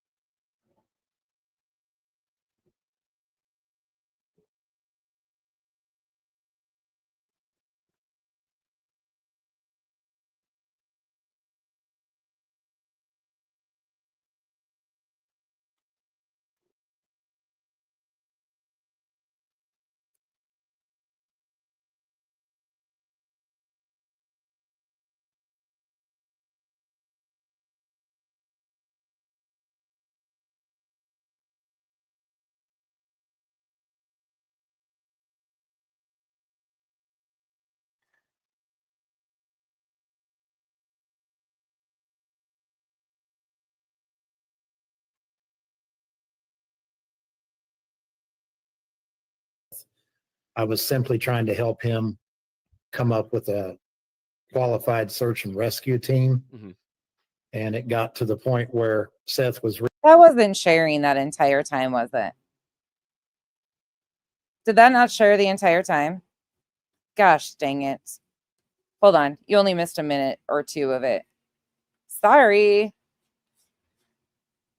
That wasn't me. That was just my, you guys know my computer has its times. Said There you Tony. go. But before we do that, I want Sorry. to start off by allowing you guys to introduce yourselves a little bit, say who you are. Seth, obviously you're involved in the case because you I didn't fall asleep. I was sitting over here toggling through the transcript thinking you guys could see it. are Sebastian's father. But Tony, you're not related to Well, Sebastian at all. So sorry. why are you here? So if we can just, I guess, Seth, if you want to go first and just, let us know who you are. By the way, a tree fell, a mouse ate through the cord. I deep throated the mic. I fell asleep. Dexter did it. Kiki's ass got caught in the button. Whiskey screamed at it. It's everybody's and all of the things' faults except mine. Not mine. Everything else, everybody else's, will never be mine. Look the other way. Seth Rogers, I'm Sebastian's father. Seem to be the only person that's, his parent. Seem to be the only parent that The top of my foot was itchy. Kenzie got out from under the stairs and did it. Yep, all the things. actively looking for him, trying to keep his name out there, All right. trying to get people to look for him. Okay, just making sure. All right. Well, I mean, that's all I really needed you to say. But that's how I get through life. You're his dad. Everybody else, not mine. As far as I can tell so far, and this is why I want to have some of these conversations tonight, is as far as I can tell, you have been on the hunt for this, right? For, basically since he went missing. And since he's reported missing, I've been looking for my son. Okay, so that's been the last year of your life, basically, has been trying to find this kid. Trying to find my son, yes. All right, and I want to get into some of the details about that a little bit more as we go into it. But first, I think that it's important that everybody knows who Tony is. So I'm Tony Mathis. I'm an advocate, a friend, a brother to Seth Rogers. Technically, I'm his national spokesperson, but more importantly, an advocate, a friend, and a brother. And how did you get involved in all of this? How did you and Seth meet? So we had a common creator friend that reached out to me and told me that Seth could use some help and some guidance. And when I initially got involved with Seth, I was simply Initially, I thought it was Pascal because Pascal had Randy Harris on too, but I'm not sure if it was Coffindoffer, if she connected she could have also maybe connected Seth with Tony too. I don't know. I assumed it was Pascal though. Trying to help him come up with a qualified search and rescue team. Mm-hmm. And it got to the point where Seth was reaching out on a daily basis and asking for advice on different things, predominantly interviews, media, things of that nature. And he started asking me if I would be his spokesperson. At the time, I was involved in another case, and I really wasn't interested in doing that. I told Seth that if he could figure out a way to get united with the mom and the stepdad, that I might have a little more interest in being one voice for the entire family. So Seth gave that a very valiant attempt, and it didn't really work out. And it got to the point where I was out fishing one day on a Friday, and Seth called me and he said, "Brother," he said, "I'm drowning over here." And he said, I really, really need your help, and doesn't look like it's going to work with Chris and Katie. Could you please just help me? So I agreed to help him. I think it was right around the 1st of May of 24. And Gotcha. we've been Hold up. First of all, a valiant effort. Sir, you came out cussing them on TikTok and then rewrote the story about what happened and this falling out initially. You said, yeah, what? Does this just get weirder and weirder? We have to go from this back to the one previously. Oh, Kodo, thank you for that timestamp. I'll go there right after he's done talking here. Thank you. we've been attached at the hip ever since then. All right. Yeah. I think that clears up some questions that I had, because that was one thing I was curious about. You know, you and I had talked. Yeah, that is interesting, Aiden. I'm glad you actually asked that, to be honest. That's interesting, watching Tony. See some of the places that he grew up and where I grew up, and let's back it up even further, because Tony's, I want to get to Dexter quit. Seth has not moved to Oklahoma. He's not. Okay, we're going to start here while I give Dexter treats. Thank you, Kodo. Making sure I'm still sharing with you guys. Yeah, sorry about that. Again, it wasn't my fault. It's everything but my fault. Don't forget it. I can imagine that would definitely bring an extra level of comfort and security when going through a lot of this stuff, to know that at least, you know, no matter what, you guys not only have each other in this scenario, but you can relate back to kind of your childhoods and you know, have that kind of communal understanding. Right. And, you know, before you get into your questions, Aiden, one thing that I forgot to text you about is for anybody that has a question, Seth has not moved to Oklahoma. He's not moved out of his house. He's lived in the same house since 2020. He still drives the same pickup. We did a live when he came to my house. We invited him to spend a few days with our family, which has become his family over time. And, you know, we wanted to go see some of the places that he grew up and where I grew up and let him meet our folks. Sorry, something I caught right there, though, was the one thing I forgot to text you about. So you're not going to convince me, which I had a feeling it would be, because they had to do the same with Betty. They had to pre-qualify questions. So basically, he sent over a bunch of questions that they wanted to ask or topics that they wanted to go over, and they picked and chose what they wanted to address and which they didn't, in my opinion. And so that stood out to me when he said that. One thing I forgot to text you. And so we had him for a few days in Oklahoma over Christmas, and that was the extent of his big move to Oklahoma. All right. This is, I'm starting to sense a pattern here. In rumors I hear, and then the reality. Aiden, I am too, actually. Good catch on that one, but we're not catching the same thing. But good catch. And you didn't even realize that. Did you watch this interview with Tony previously, Aiden, from Justin on TikTok? I'm curious. Of them. So speaking of funding, though, while we were kind of on that topic, I wanted to address that, because that was one of the big things I saw going around.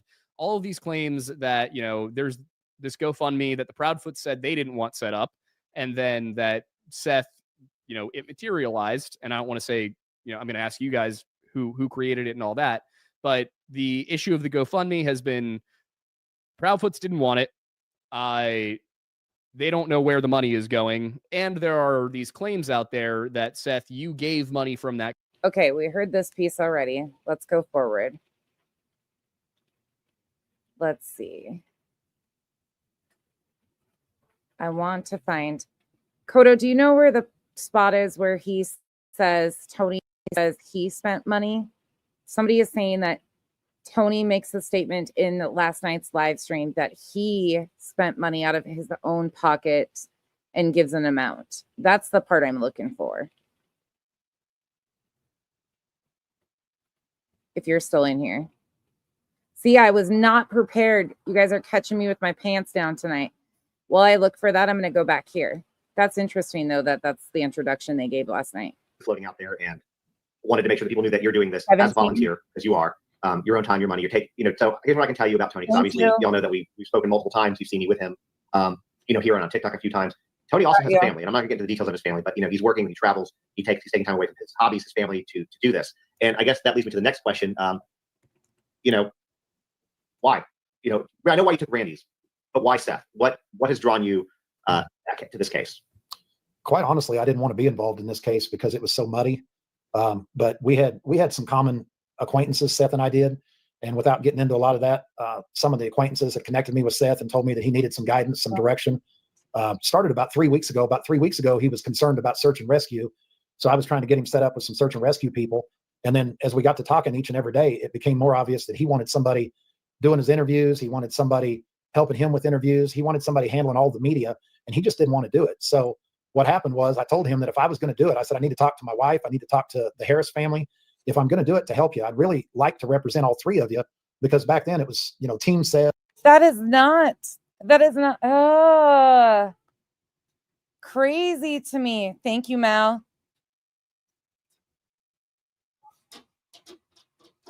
That's the spot I was looking for over and over again, and I kept missing it. We listened to it, and I missed it every time because it's actually transcript as 177,000.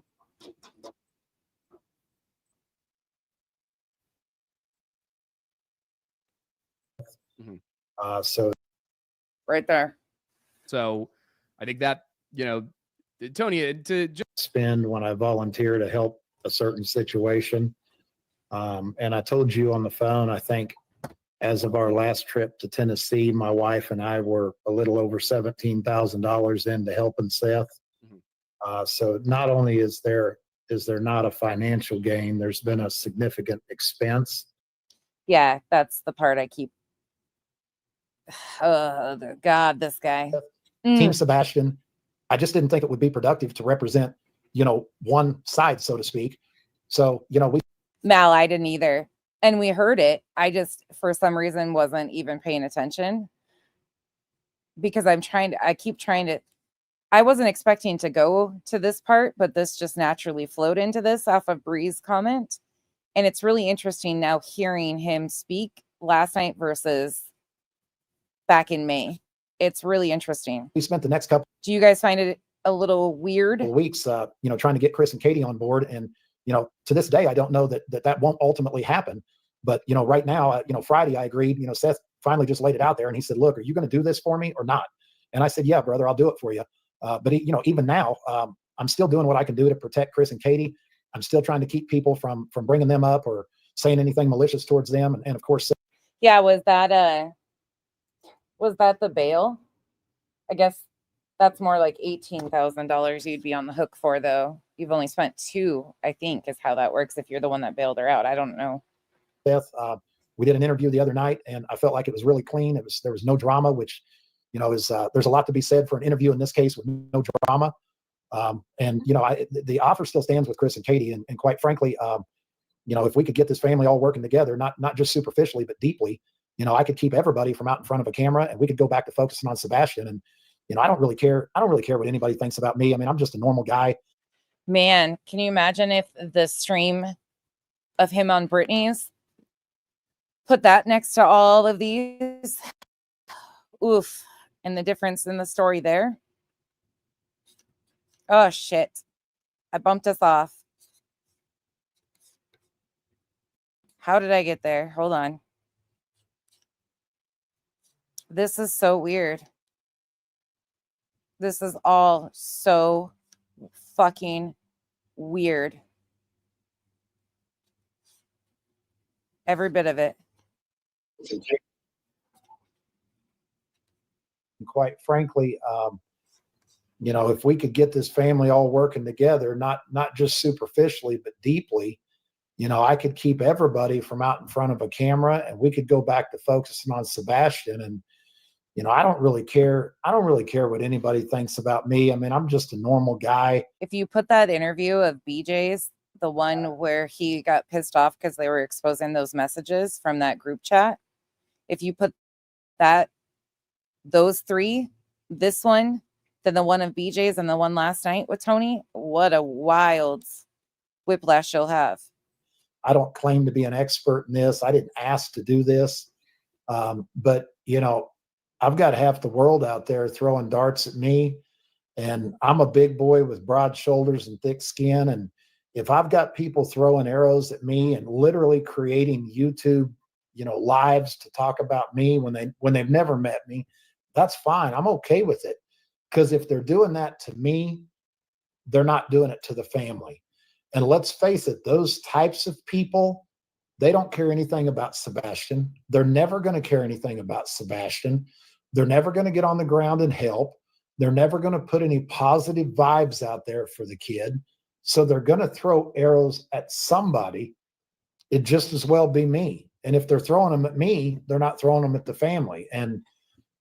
But then why did you file a lawsuit if you were there as the built-in buffer for those arrows? How did you end up in a lawsuit the very first? You know, Justin, you've dealt with enough spokespeople to know that, you know, part of the job is taking arrows, and, you know, it's just part of the deal. And I'm okay with it. I mean, I would suggest that that if somebody want to know me and not what they've heard or what they've researched or whatever, you know, I'm an open book. You know, I talked to a lady today on Facebook that kind of sent me kind of an edgy message. And I just picked up the phone and called her on Facebook. We had a 30-minute conversation. Never met her before in my life. She was a great lady. And by the time we got off the phone, she said, you know, you're not what I thought you were. And I said, well, how would you know what I was if you never talked to me? And she said, well, that's on me, but I greatly appreciate your time in the call. And boy, I had you wrong. Well, I'd just like a chance, but if you're not willing to give me a chance, then hey, keep doing what you're doing. I'll keep doing what I'm doing. So going back to me a second ago, I know that you've been talking to Chris and Kate. Are they on board with you at this point, helping them as well? Or are you still working to get them to come around? I'm still working to get them to come around. Okay. So what, with you coming in, so somebody said something in the comments, and so I'm going to work it into the question. A lot of people like Seth Rogers' authenticity is, I think, the word they use, but you know how he is. He's off the cuff. He's just Seth Rogers. He is who he is. And a lot of people are drawn to that kind of, I don't call him a loose cannon because he's not, but he's been known to, you know, say some things kind of that you didn't expect him to. With that being said, what do you say to people who are worried about taking away that authenticity, but then also going hand in hand with that? What are you doing to help Seth and Sebastian in this case? Excuse me. This is interesting. Man, this is interesting. Bree, I'm actually glad you got me in this one. I got a cough. Seth does not enjoy being on camera, and that came out of his mouth, not mine. I'm not trying to keep the world from Seth, but the Seth that was getting emotional and saying things that he regretted later, admittingly, he was not helping his own cause. Are you guys still okay with what we're doing here? Or do you want me to go back to the Lesniak stuff? Are we okay? Sorry, I switched that up on you guys real out of nowhere. So if you're okay with this, let me know. If you need me to switch it back up, I'd prefer to do this because I find this to be very intriguing because it's something I'm not familiar with, all the pieces of Tony. But I think after last night and today, I think this is a lot. Okay, perfect. Thank you guys. And so my goal is to mitigate some of that. Thank you guys for being willing to adapt and just roll with it. If we think it's good for him to be on camera, he can be on camera. I'm not telling him what to say and what not to say. I did tell him to try to keep it clean. If he got frustrated, to be frustrated. If he broke down, it's okay. If you feel broken, then show him that you're broke down. I mean, it's okay. I just think Seth feels comfortable, a lot like Randy Harris does. He feels comfortable having somebody there that if a question's asked that he doesn't feel comfortable. Yeah, Holy, that's what I was wondering. Answering, instead of going ahead and answering that, he's got somebody there to say, you know what, we're not going to talk about that right now. And and I'm not a control guy at all, but I have no problem controlling a situation if I think it's going to help Seth and or Katie or Chris and or more importantly help find Sebastian. So I'm just kind of being a mediary. And you're not a control guy, huh? You don't say. I'm not trying to get in the limelight. I mean, I'm not trying to be a YouTube guy or TikTok guy. I mean, I'm national spokesperson, not in the limelight. Isn't that kind of directly against what your title would be? Trying to help two dads. Don't you want the limelight if you're the national spokesperson? I mean, that's your job. That desperately want their kids back, find their kids. And it's not anything other than that. I don't make money. I lose a lot of time with my family. There is nothing in it for me. I've never been attacked in my entire life like I have the past 48 hours. And I still don't know what your perception of somebody has to do with somebody that's willing to volunteer their time to help a family in need. I mean, I'm just lost. I don't get how people could be angry with that, but trust me, there's plenty of them. No, you're not wrong there. I think that I'm actually really grateful that Justin on TikTok did this interview, truly, because we get to see Tony as Tony without Seth there. There's been a lot of creators, a lot of people who have, everybody basically connected with this case. And I'll just go ahead and say this. I've covered a lot of true crime, starting with Elizabeth, thank you so much for the gifted membership. Welcome to the Cabana. Gabby Petito on social media. And I have never, ever seen anything like this case. The way that it's being, I mean, the case is weird. It's obviously bizarre. We know that. There are things that just don't quite add up. But the way that people are really choosing teams and really going to bat and getting angry about it, where, as even I had to kind of take a step back with this and say, hey, look, you can't be team Seth, you can't be team Chris and Katie. Why can't we just all come together, have the common goal of finding Sebastian? That is the only team that we should have here at this point. And so from that perspective, I made the decision to step back, not talk about Seth, not talk about Chris and Katie, and just really focus on Sebastian. But you're right, walking into this, especially now 2.5 months in, is where we're at. It's brutal out there if you're a face associated with this particular case. And especially if your face is ugly like mine. Okay, fair enough. Then I don't think I'm going to touch that one. But well, and the crazy part of this is it all does make sense, like how we naturally got here, because you think about it, Lesniak solely comes with At Night. His alignment with At Night makes sense if you take what he said and the people that At Night interacts with on the typical. That makes sense. Now, Tony getting in contact with Nick doesn't make sense to me. There's a missing child. That's the piece. This guy, this chess move right here. The fact that Tony and Seth's one of their last interviews acknowledged that he is the guy that reached out to Dog and Nick, and Dog read him his Miranda rights. Like that piece of this isn't so weird. Well, and the other thing too is one of your viewers just said it in the comments, and it didn't really hit me until I saw that. But there are people that make a lot more money if this family is going back and forth at each other, and they'll make money a day or two going in and criticizing me and criticizing everything about me. But eventually that money train will dry up. And if I'm the guy that stops the family drama, then I impact some people's income. And I was actually really hopeful in the beginning. If I even was like, maybe it'll be a good thing. Like I had no idea who he was, what was going on, anything. But I was hopeful that somebody, but then come to find out he had nothing, no qualifications, no training, and just, it was a bigger shit show. There could be some people that are irritated about that, but you know what? It's not about your income. You meaning a YouTuber. It's not about TikToker's income. It's not about Justin. It's not about Pascal. It's not about any of the other people that I consider to be, friends of mine. It's about the kid. And it's not about anything but that. And I know it's not. Right, but that's not, you knew exactly what you were getting into, sir. With you. And I know it's not with Pascal. And I know it's not with some of the other people that I trust, like Jennifer Coffindaffer. But there are some people that it's about the money. This is May 5th. He mentions Coffindaffer. Money. And I can tell you that the same people that are criticizing me for helping this family have made far more money over covering this family than I'll ever make, because it would only take them $1 to do that.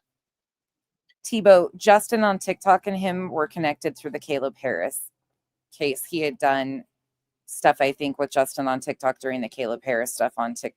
And it's one thing too when it comes to cases like this is, true crime obviously is a very big genre as far as content creation, as far as TVs, movies, things like that. It's a massive market. That's why I've always questioned like her involvement, because she's also connected to Nick. She met him, and that's why I thought that it was likely that Coffindoffer put Tony in connection with Nick and those guys. Why though would be weird to me. Like, why? Market. And what I frequently like to remind people pretty much through every case is that this, as entertaining as it might be to you or as invested as you get, remember that there are real family members associated with it. There's a real child with both of them, with both Caleb and with Sebastian. You have two children. I mean, and obviously I know Caleb's an adult, but he's still a child to his parents. But there are two kids that are missing. He's a kid to me too, because he was like 21, 22. But Bree, there's been yes, I believe he's missing 100%. And thank you for the support. But did he voluntarily walk away? I don't know. They're kids and they're still missing. They still need to be found. And whatever outcome or fate that they have, whether they're found alive or not, then at that point, they all deserve justice and the family deserves to have answers. So just reminding people that, hey, this isn't about entertainment. It's Yes, and there's also the Lauren Conlon connection from the podcast, and she went on with Pascal. She actually did a couple with Pascal. She had Dog on her podcast, and she was on with Nancy Grace too. There's another connection to that group of people too. And she's the one that did that recent podcast, or not recent, but that was so disgusting, talking about things that I'm stunned to hear that she talked about. Spreading awareness with Sebastian. Trying to make sure that these names, these faces get out there and get found, and every missing person deserves that. And really, Seth, I mean, Seth is, if Seth wants to have somebody speaking for him, he's entitled to that. It's not anybody's call or business. If Seth wanted to have some guy that was a janitor down at the convenience store. There was actually also a post made by somebody that I think in one of the Facebook groups that said Pascal was the one that connected Tony Mathis and Seth. But there's a lot of overlapping here with some of these characters. I'm curious who introduced Tony to Nick. And honestly, it very likely could have been Pascal to do the Tony to Seth. But it's just interesting how all these people kind of run in a similar circle, overlapping pieces. Talking for him. If that's what he wanted, then that should be what it is. And if you care anything about the father or the child, you shouldn't question why they're doing what they're doing. You should let them handle the worst situation in their life the way that they see fit. It's not our cross to bear. It's not our catastrophe. It's his catastrophe. And it's Katie's and Chris's. And it's all this. Bree, I've wondered about that too. I know what you're talking about now. Yeah, I've wondered about that too. But I don't know. His family's catastrophe. And it's Randy and Becky Harris's catastrophe. I mean, the way they choose to grieve, the way they choose to ask people to speak for them. I mean, if you care anything about another human, I mean, let them do what they want to do. I mean, this is not our child. I disagree with that, because Dog is basically name and face only. Yes, she had him on for her podcast to talk about it, but I don't believe he's like the connecting piece. I believe more Nick was the connector, and Dog just comes along with Nick because Nick had already started that like fugitive hunting stuff with Dog the Bounty Hunter shit. I think the connection was to Nick more so than Dog. I think Dog kind of just came along for the ride, if that makes sense. But it could be backwards. I don't know. It's just not. You're right. And so with all of that said, again, we're 2.5 months into this case. Answer this how you want, but coming in this late in the game, what do you feel that you can do effectively with this case coming in, again, 2.5 months in? Well, right now, what I'm doing is I'm giving Seth some peace of mind. I'm giving him some time to relax and decompress. And this media thing was stressing him to the hilt. So at least with Seth, time will tell what I can do for the whole case. But, wrap your brain around what would happen if we could get everybody working together, keep everybody out of the media, unless we had something united and positive to say, and get everybody focused on looking for Sebastian. That would be my. Wait a second. Keep everybody out of the media unless you had something positive and united to say. Well, that didn't fucking pan out, did it? That didn't pan out at all, did it? Not one fucking bit, did it? Huh. Interesting. My end goal, my short-term goal is to help Seth do what he's asked me to do, help him with a lot of this media stuff, bring him on when it makes sense to have him on, and just give him some guidance. And, clean things up a little bit, leave the emotion other than the sadness and a little bit of the anger, towards losing his son, not knowing where his son is. Bring a little bit of that on, but leave the real emotion, leave the, losing your temper. JLR has always been one that I've questioned, always, all along. Anybody that has been here and has known like that connection for me has always stood out. Leave that behind the scenes, and let's get back to delivering a message that people can get on board with. Some people like the drama. Some people quit following the case because of the drama. I mean, I've got hundreds of messages that that said, "Hey, we quit following the case because we couldn't deal with the drama." Well, when you quit following the case, you're only hurting Sebastian. You're not hurting the parents. You're not hurting me. So let's talk about law enforcement a little bit. I know we have to handle this discussion with kid gloves. How do you feel? I want to ask you for both of the cases. How do you feel they're handling? You can insert whatever way you want. How do you feel that things are being handled regarding law enforcement and their investigation into this case? Well, I mean, I've dealt with law enforcement with Randy and Caleb's case, and I'd always like for law enforcement to have, maybe a weekly meeting, maybe, just general discussion about what's going on with the case. I mean, nothing that's going to impede the investigation, nothing that's going to tip their hand, but just some general consistent information to make people feel good about where they're at or are. But isn't there an interview with him that says like it was the Brittany one, that he doesn't really get involved in the investigation? It was the one on Brittany's where he was like, I don't really get involved in the investigation side. You can insert whatever way you want. How do you feel that things are being handled regarding law enforcement and their investigation into this case? Well, I mean, I've dealt with law enforcement with Randy and Caleb's case, and I'd always like for law enforcement to have, maybe a weekly meeting, maybe, just general discussion about what's going on with the case. I mean, nothing that's going to impede the investigation, nothing that's going to tip their hand, but just some general consistent information to make people feel good about where they're at or are they anywhere? I mean, we don't know any of that, but that's really all I have to say about that right now, because I'm just 2 days into the game. Yeah. When I get to where I've got a little bit of interaction with them, I mean, I can tell you my plan is to reach out to them, gain some trust with them. And my pitch is going to be, I don't want to do anything to hurt your investigation. So when I'm doing interviews, at least for Seth or Hold up. Hold the fuck up. Hold up. That just stung my bell. Give me a second. 1 second. You can right here. Give me a second. I gotta go find the stream. Shit, I knocked you guys again. I have way too many tabs open on my computer. It is absolutely asinine how many clips I have open on my freaking computer. Hold on. This is the unprepared me. And I don't like all 3 family members. What is it okay to talk about and what is it okay not to talk about? And if they feel like they can control some of that, then they're more likely to start communicating with the family. And that's going to be my first angle. I think that sounds like a really great place to start. As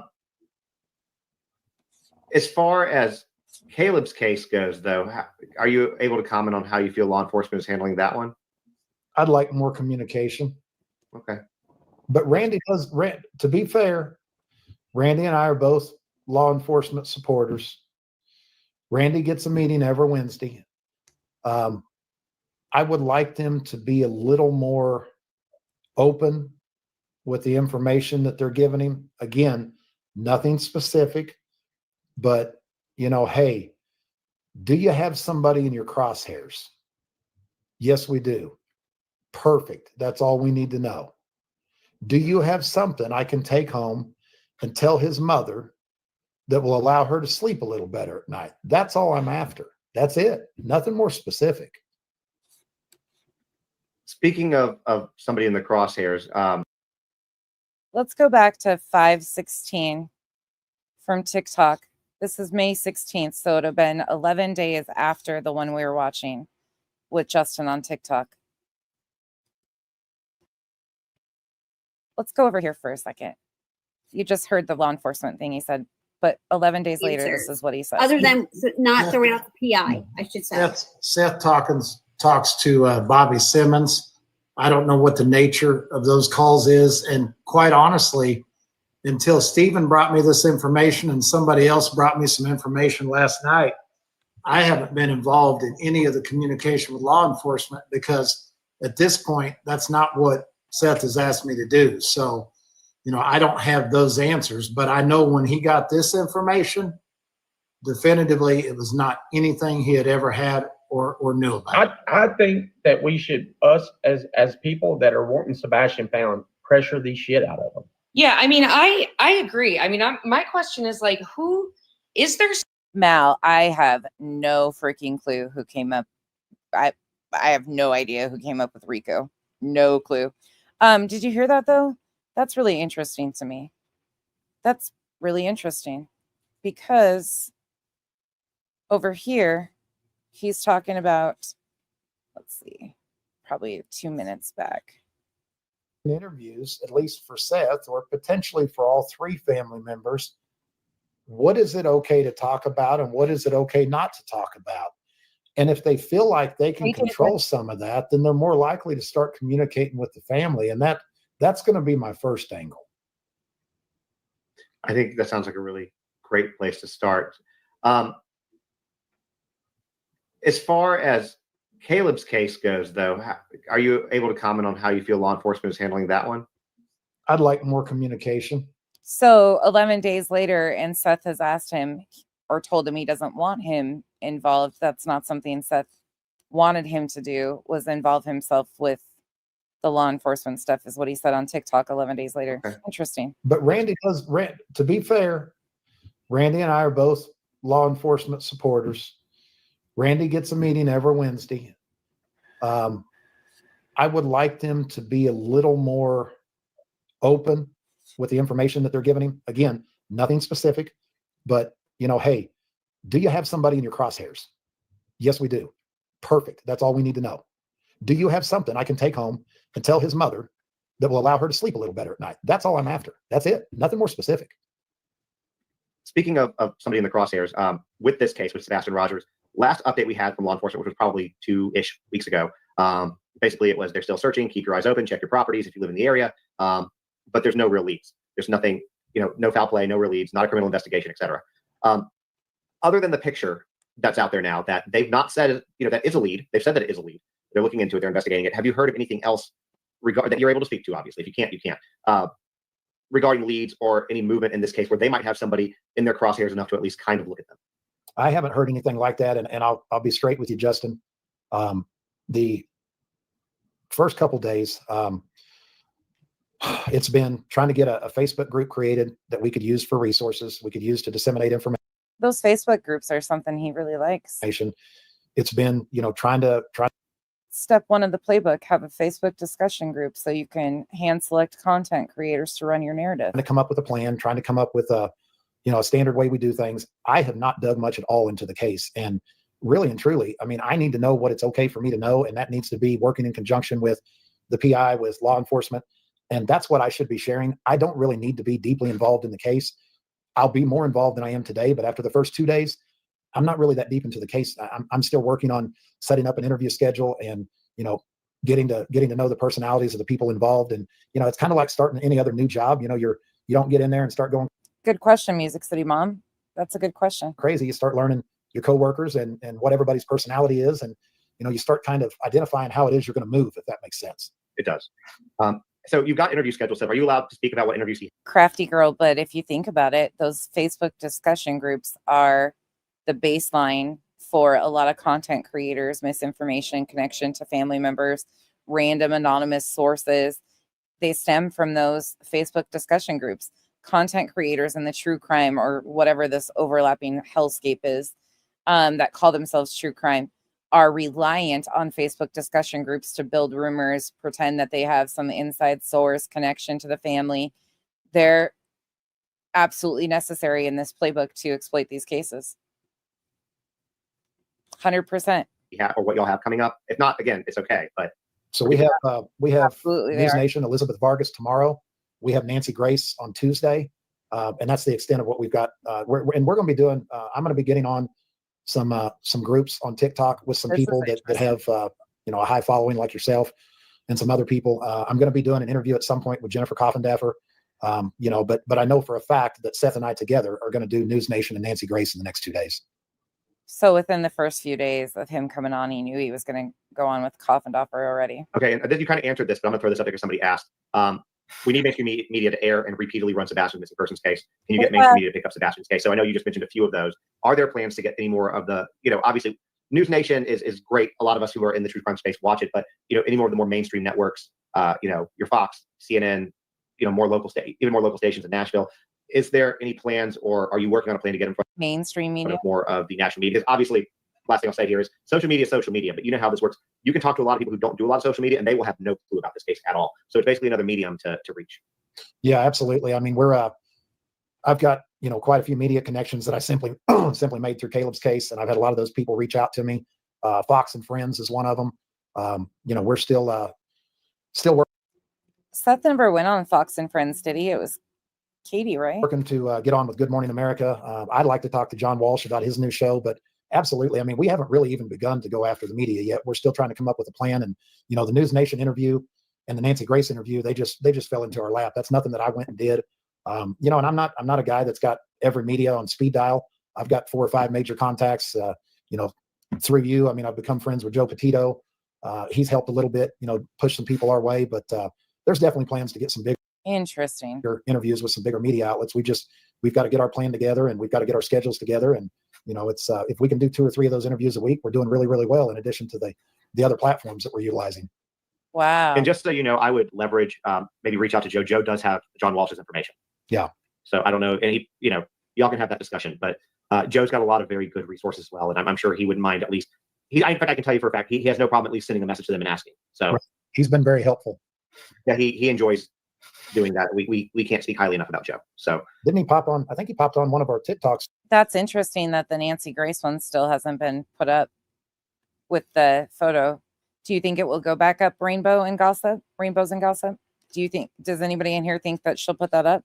It's in Caleb's case, right? Or do you think it's scratched? He did. And he likes to pop in sometimes. For all I know, he could be here now. He just kind of does that sometimes when he's streaming. But so Seth is still off work, correct?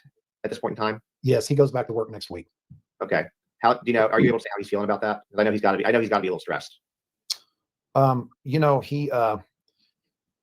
He wants to be there looking for Sebastian, but he also understands that he needs his job. And unfortunately, this is the same situation that Randy Harris found himself in. He had to get back to work as well. And most of us aren't in positions where if our child went missing, we could take off work forever and still have a job. And that's kind of the harsh reality. Yeah, it is. Now, regarding this case, one thing before you came on for the last few weeks, Seth had been pushing a petition to try to get the FBI to take lead on this case. We know that the FBI is involved. We know that the TBI is involved. We know that local police are involved. We know that the Secret Service is involved. Do you know where that stands at this point? Is he still wanting FBI to take lead? Is there any movement that appears that again, I know you're only 2 days into it, so you don't know what you don't know, but any movement that shows that the FBI might be interested in taking lead on this? Well, unfortunately, that's not how it works. There has to be a multitude. It could be 3 or 4 reasons. There has to Wait. You acknowledge that that's not the way it works, but then okay. to be a reason that FBI takes it over, Right. or they have to be asked to take it over by local law enforcement. And we're just not there yet. I mean, we've got a lot of reasons in Caleb's case to have the FBI take charge, and they're still not in charge in that case. And we've got a lot of digital data that's needed to be sifted through, and we got a lot more pieces in that case than we have in this one. So, a petition is great. And I think that being aggressive is always good. But the truth is that, it's going to take, in this situation, it's going to take local law enforcement asking for that to happen. And I don't see that happening anytime soon. I'll be honest with you. The other option would be is if there turns out to be validity to the photo, and this is a big if. That's one of the So they knew. Okay. the situations I'm talking about. Yeah. So basically what I'm referring to, for those of y'all who don't know what he is, if the photo turns out to be Sebastian, or they have enough evidence that they believe it's Sebastian, then it becomes him being taken across state lines, which now makes it federal jurisdiction, meaning that the FBI can, well, not jurisdiction, but allows them to take over because it's multi-state. What it allows is it allows them to get more involved at the onset. It does not mean that they immediately take over. So, it's still gray there, but it gives them more of an entry to take over, if that makes sense. It does. Now, speaking of, again, still Sebastian with this, searches. There have been a lot of searches. They seem to have gone quiet. I know that after the last vigil that I went to, not the last vigil, but the last one that I had gone to, they were still searching. It just wasn't being made as public as it was. Are you able to speak to, how are they still doing searches? Are you planning, or you or anybody planning on bringing in outside search teams to come in and basically reevaluate this area, talking about, Texas Equisearch or any of those types of? Yeah, we've got at least one search team that we're looking at bringing in. And I'll just leave it at that right now. But you know, we definitely feel like one of the missing pieces here is we have not had enough people on the ground searching. But wait, what? But have you guys done ground searches at all? Have any of you, when you've been up there, searched whiskey? So The cat's you know, I'll just leave it at that. We feel like there needs to be multiple search entities in here with good intentions on the ground. And, you know, this is much different than Corpus Christi. I mean, this is an area here where you've got hundreds of thousands of EquiSearch was there, and they are incredible. acres of wooded land and private property. And, you know, we could have 10 EquiSearches in here and it would still take forever to search. So there's a big need for that. And as you know, maybe you don't know this, but I live in the area. Like Sebastian's house, like Providence is like 12 minutes away from my house. So it's very, very close. And one thing that has been kind of problematic in this area, just so people can know, is that if there is. What caused Justin to walk away? Justin on TikTok. What caused him to fully walk away? Because he did. He made a whole, I'm gone. Sorry. Whiskey is throwing a fit. Is certain properties that police and law enforcement want to get on. Here. There are property owners out there that are refusing to let them on and search, even though they're a missing child. Hey, Justin, do me a favor here. Yeah. Do you want to respond to this Charlie VR guy? I'll say guy because I don't want to call him what I'd normally call him. I'm not sure. I don't know if I see it. 913. Why are you using Caleb Harris's name to get in with these missing children's families? You don't know any. You don't. Yeah. Hold on. It's even 9. I gotta go way back. How much money are you? I mean, is this guy not even paying attention? I mean, you addressed all this. Well, sometimes, and for those of people who are coming in a little bit late, they might come in seeing it live, not realizing that they could back up and see all of this. I'm still trying to find the comment, but if you want to address it, I mean, please, by all means. So first off, I'm not using Caleb Harris's name to get in with the family. The family came to me. I didn't come to the family. Second off, I don't know anymore. Then yeah, that's it right there. There you go. Yeah, Mike, he is. That's interesting. Of course, I don't know any more than law enforcement does. I'm not coming on as a PI, and I've made exactly $0 from either family. So, you know, I mean, either you're on board to help find Sebastian or you're not. And stuff like that doesn't do any good to anybody. It certainly doesn't do any good to Sebastian. I don't know what Charlie's doing to help the case, but I'd be interested to find out. This is probably the bulk of what he does. Yeah, exactly. There was another thing that I saw a second ago. This is interesting. I can't find it, but you know, it goes pretty quickly. Here's what I'll say. Somebody's asked, like, you're not getting paid for it. You know, explain this, explain that. So what I'll say is this: we just at the beginning, and I would encourage you if you're coming in late to rewind this live back to the beginning and start watching it, because we talk about the money aspect at the very, very front. What I can tell you from this, starting with Caleb Harris, is that he helped set up the GoFundMe and was the first donor to the GoFundMe. He spent his own time, money, effort, resources to go, because he doesn't live in Texas where Caleb's missing, and he doesn't live in Tennessee where Sebastian's missing. It's okay to say you live in Oklahoma, right? You said at the beginning. So you live in Oklahoma. And he has to fly to these places, and he does that out of his own pocket as well. So that's what I can tell you that I am aware of. And I can also tell you that. But you mean everybody's just got $17,000 to throw around a year? I mean, I'm sure he does pretty well. I'm sure he does good, but you think he's spending 17 and there's nothing in this for him? He's just that guy that's doing this out of the kindness of his heart. Do you guys believe that? I don't know if I do. You know, he didn't come looking. I don't think I do. To work on this case.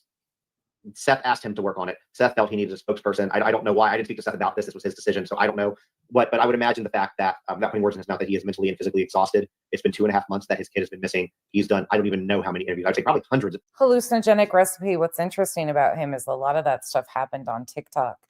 He kind of stuck to TikTok for quite a while, which just always intrigued me. Why? At this point of interviews. And so anyways, so the whole purpose of him coming in there is basically to help clean it up, make it look a little bit better. And I think that we can talk about his interview last night. You know, he was sitting there, you know, nice shirt on, much more composed than he typically is. And that's not a bad thing. And people got mad about that. So the way I see it is, you know, a lot of people who do these things, Chris Dingman is a good example for Riley Strain. He doesn't get paid either. The families ask, and what are you going to do? Tell somebody who's missing their kid? No. They asked him and he did it. And there's a lot of work and effort that goes into this kind of stuff. As creators, there's a lot of work and effort that goes into it. But as a spokesperson, you are so much deeper into the weeds. And so just, you know, please be aware of that. But let's just say this, even if he did get paid to do it, the family did pay him, which they're not. Do you hear Justin even warning him? Did you hear Justin just give that warning? Like, you're deeper in the weeds? What was that? Chris Dingman is a good example for Riley Strain. He doesn't get paid either. The families ask, and what are you going to do? Tell somebody who's missing their kid? no. They asked him and he did it. And there's a lot of work and effort that goes into this kind of stuff. As creators, there's a lot of work and effort that goes into it. But as a spokesperson, you are so much deeper into the weeds. And so just, please be aware of that. But let's just say this, even if he did get paid to do it, the family did pay him, which they're not, it's still a lot of work away from his family, his job, his, hobbies, things that he likes to do. It's his time. So that's what I'll say about that. Hit the like. That's a good possibility on that part of it too. You guys are on, like, a lot of your ideas are interesting because it's like, there's so many connecting pieces here on some of this shit. Truly, it's just wild. Anything you want to add, or is that good? No, I think that's all right. So let me ask you this. Speaking of that last comment, how are you balancing your life, work, these two very high profile cases with your family, your kids, all of that stuff? How are you managing? Well, I used to have spare time. I used to take my daughter to tennis lessons. She's in tennis, basically 6 days a week. She's homeschooled right now. And I used to spend a lot of time fishing. And I can tell you the last 2 months, there hadn't been a lot of fishing and there hadn't been a lot of daddy at tennis lessons. So that's where the time's coming from, because it can't be taken away from my job. And I do want to see this comment right here. I'm going to pin one up. We're just going to deal with some of the people in here. What is TikTok going to help? Casey, I would encourage you to reach out to Joe Petito and ask him what he thinks about TikTok and YouTube and how it helps. I would encourage you. In fact, if you want to reach me directly, I have Joe's number. You can put in a text and I'll forward it on and I'll send you back his answer. Those are basically the questions that I had for you. We can obviously take some from the comments if anybody wants to ask. I did see one actually earlier that I do want to ask that I think Bullhorn Betty was asking, which is at this point. Bullhorn Betty was in there asking questions, and Justin and Betty were down in Florida together during the Gabby Petito. Justin and his group of people, I'm pretty sure, were the ones who got the planes up with the sign behind the plane. I'm pretty sure that was Justin that was responsible for that, the plane with the sign behind it. We've all been made aware of, I'll call it alleged abuse that went on in the household. According, there are things that neighbors have said, things that Chris and Katie and Seth have said. Do you know if there's anything happening or movement with that? But I don't have about any of that. I've heard rumblings, but the only thing I'd say is that if you have a neighbor that's credible 99 yet? and a neighbor knows that a kid's missing, why on earth would a neighbor wait 60 days to disclose anything serious about Sebastian? I mean, I'm not saying it's BS, but I would be leaning towards it's BS, because no normal person would wait 60 days to come forward with something like that. And I heard the whole power washer comment, and again, I'm not going to get involved in spreading rumors, because that's what. Woo, we ended up here. People do about me, and woofda. I don't really care for it. I know that the parents don't care for it. Step parents don't care for it. I heard this, this power washer thing, and I mean, let's face it. Anybody that's ever used a real power washer, if you did something other than spray the kid with the mist, which is what I do to my wife and my kids when they come outside when I'm power washing, Sebastian would have been in the hospital. So, I'm not really interested in all that noise, because to me at this point, it's just noise. That's fair. Other than that, I mean, again, we'll see whatever other questions people have. You didn't believe it. It was just all noise. He wasn't going to go with the rumors. What happened to that guy? Where'd that guy go? We want to be cognizant of Tony's time. I know that you've been on TikTok quite a bit today, and you can follow him on Find Caleb Harris. He's been going live. He's helping with both of these cases. But what other questions do you have? We're going to wait to see. Snorlax. If any of your viewers, I'm on Facebook. I've got a real profile. It's not fake like a lot of the people that are attacking everybody. If anybody wants to message me, if somebody feels like they really want to talk to me or find out what I'm about, tell them to message me. I mean, I'll call them on Facebook audio, and we can have a conversation. I mean, if they're up to no good, I can't do much with them. But if they really do think I've got bad intentions or I'm making money or whatever, I mean, we can have a conversation about it. I don't run from anybody. And quite frankly, if you're not helping with. That's weird though. That's for a national spokesperson to come in and say, that's weird. That's Petty. Thank you for being a member for 4 months. Is that not weird? Do you guys find that odd? The case, then I'm not too. Spokesperson wouldn't be doing, I don't know, concerned about what your opinion is anyway. I mean, I'm focused on these two kids. So let's lead into this, because this is a good question. Speaking of that, there are 2,000 people in here. There's gonna be more people that watch it later. What can people do to help? Obviously, they can hand out flyers for both of these kids. They can share them on their social media, get out there. But what else can people do to help? So I think I just got a text. So there is a Senrisa, you're totally fine. I'm sorry. The beginning of this live was really rough, and I apologize for that. This is the first thing you guys can do is you can go join the Facebook group that is actually supported by Seth Rogers. And the name of that group is Find Sebastian Rogers. It's got 1.8 thousand members in it in one day.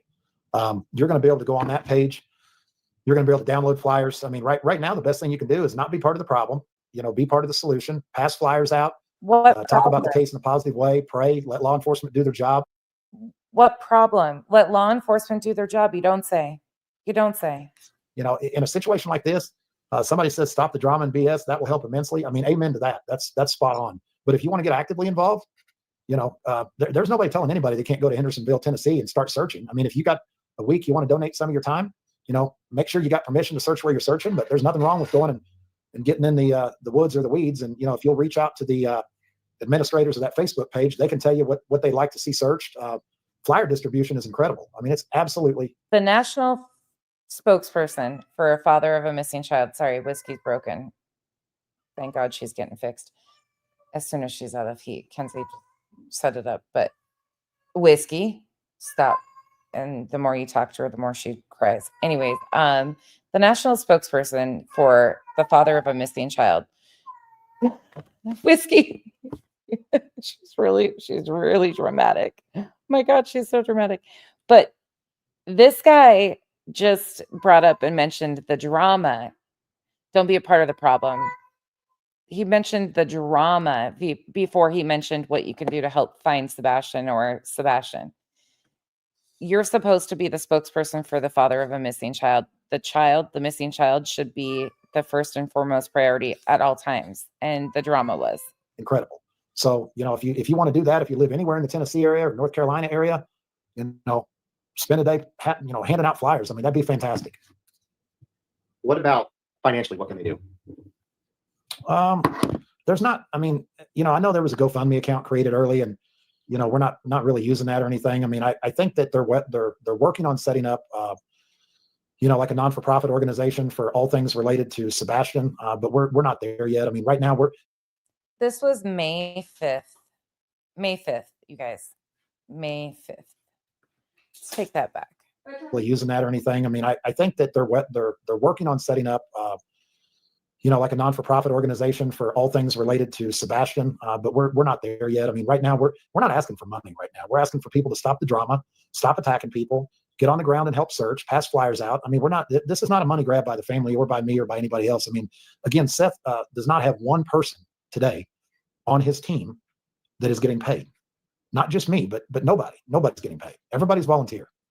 So, and if you've got time to volunteer and you live in that area, reach out to us on the Facebook page. And if you want to spend some real time, I mean, we can.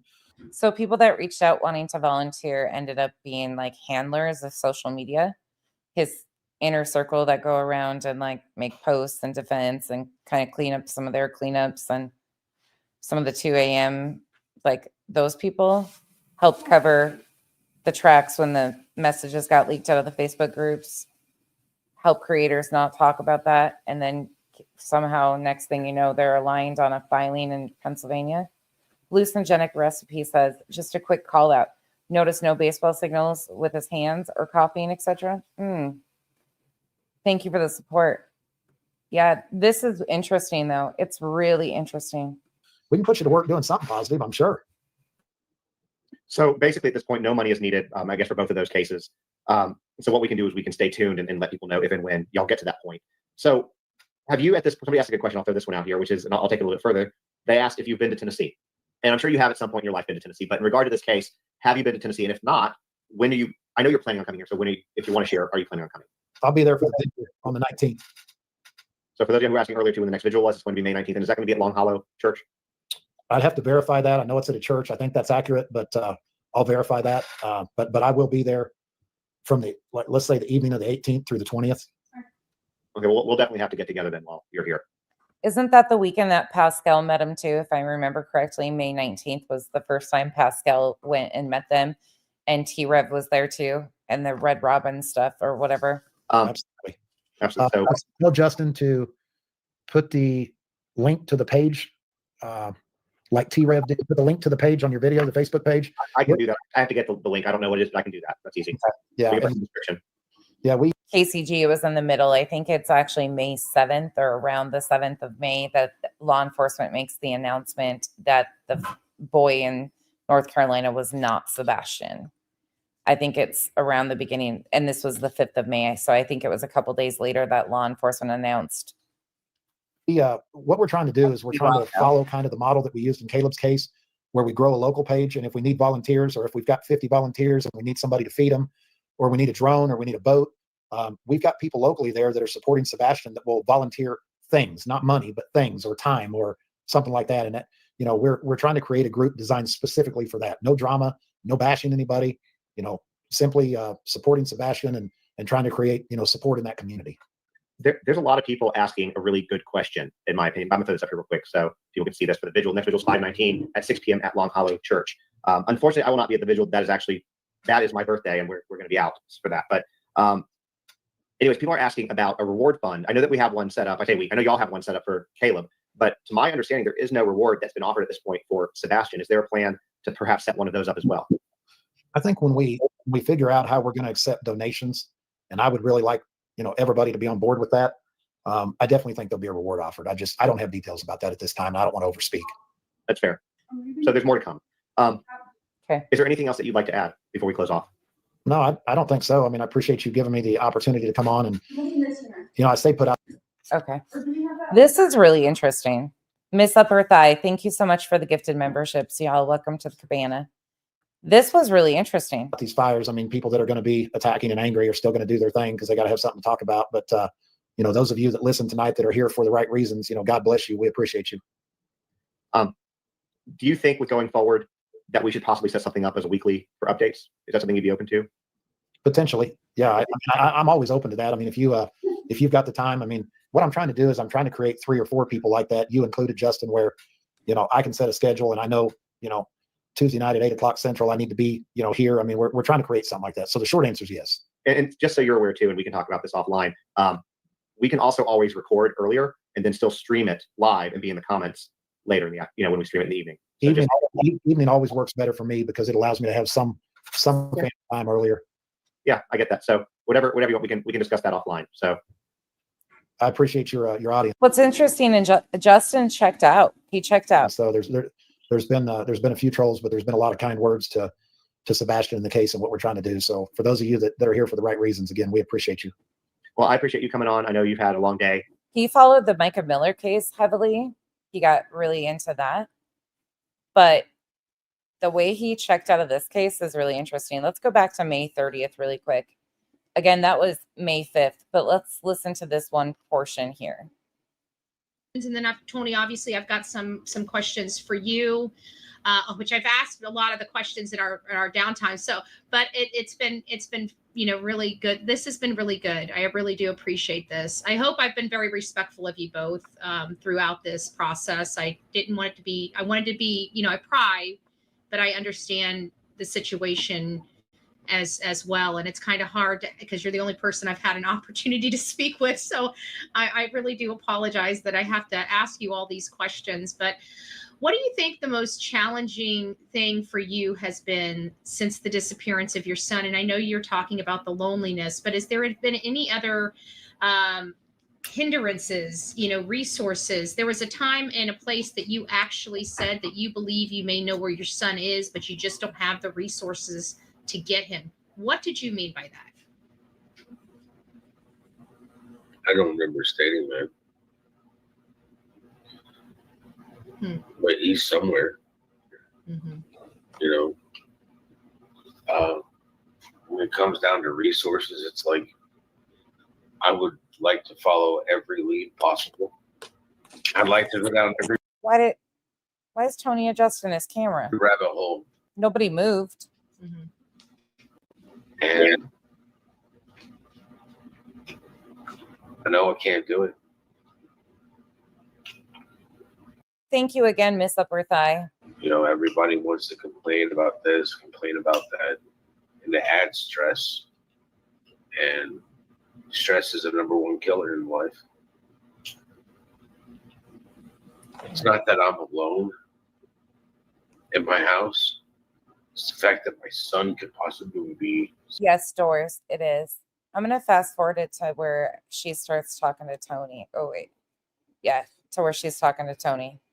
But I found that to be interesting because that's when he said he doesn't remember stating that, and it was Betty that asked him. Well, I just got a few more questions, and it's going to be kind of directed toward Tony. So I've got a few more questions from subs to you, but I'm just going to let you kind of take a break and get a cigarette and take a break. Never mind the name change. I recognize your avatar, and I didn't even check the name. It's now Upper Thigh Sealed Exhibits. Your name changes always get me, but I love them. Breath, you know.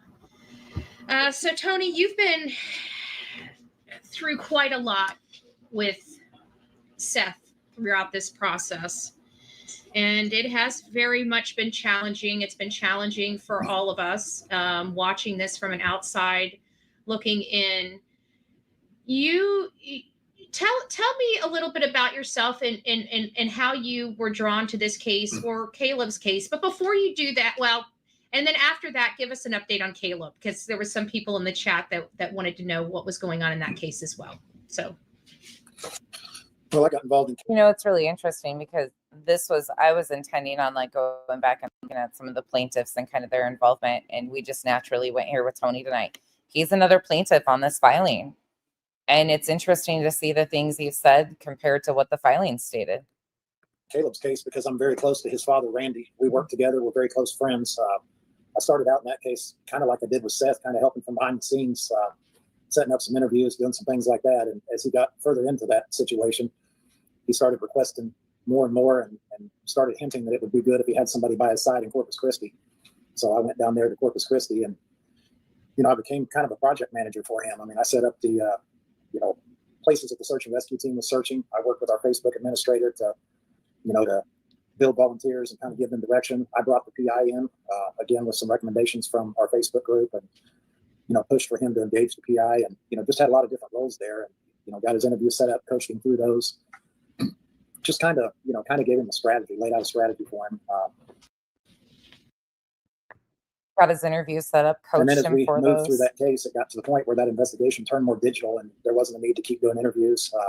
Local searches became less necessary. And, I met Seth through a common friend, and that common friend connected us together and told me that Seth really needed some help, that there were some areas that he felt like were deficient in his son's case. And when I started out with Seth simply wanted a qualified search and rescue team. And we spent 2 or 3 weeks talking in private about that. And I counseled him a little bit on some different things, some different strategies, some different interview strategies after watching some of his things, and got to the point where he told me that he really needed me to be a spokesperson for him, that he didn't want to be on camera, didn't want to set up interviews, that type of thing. And, obviously, our plan initially was to try to just take one spokesperson and have him represent all three. And we waited for a week and a half, 2 weeks for that to happen. And it got to the point where Seth was just saying, I can't wait any longer. I need you to come help me, and with or without the other side. And, it was a Friday, actually 4 weeks ago tomorrow. And I was out fishing and I got a text from him that said, I really need your help. Are you going to help me or not? And I just agreed to come on board and help him. So, and it's been nothing but smooth sailing since then.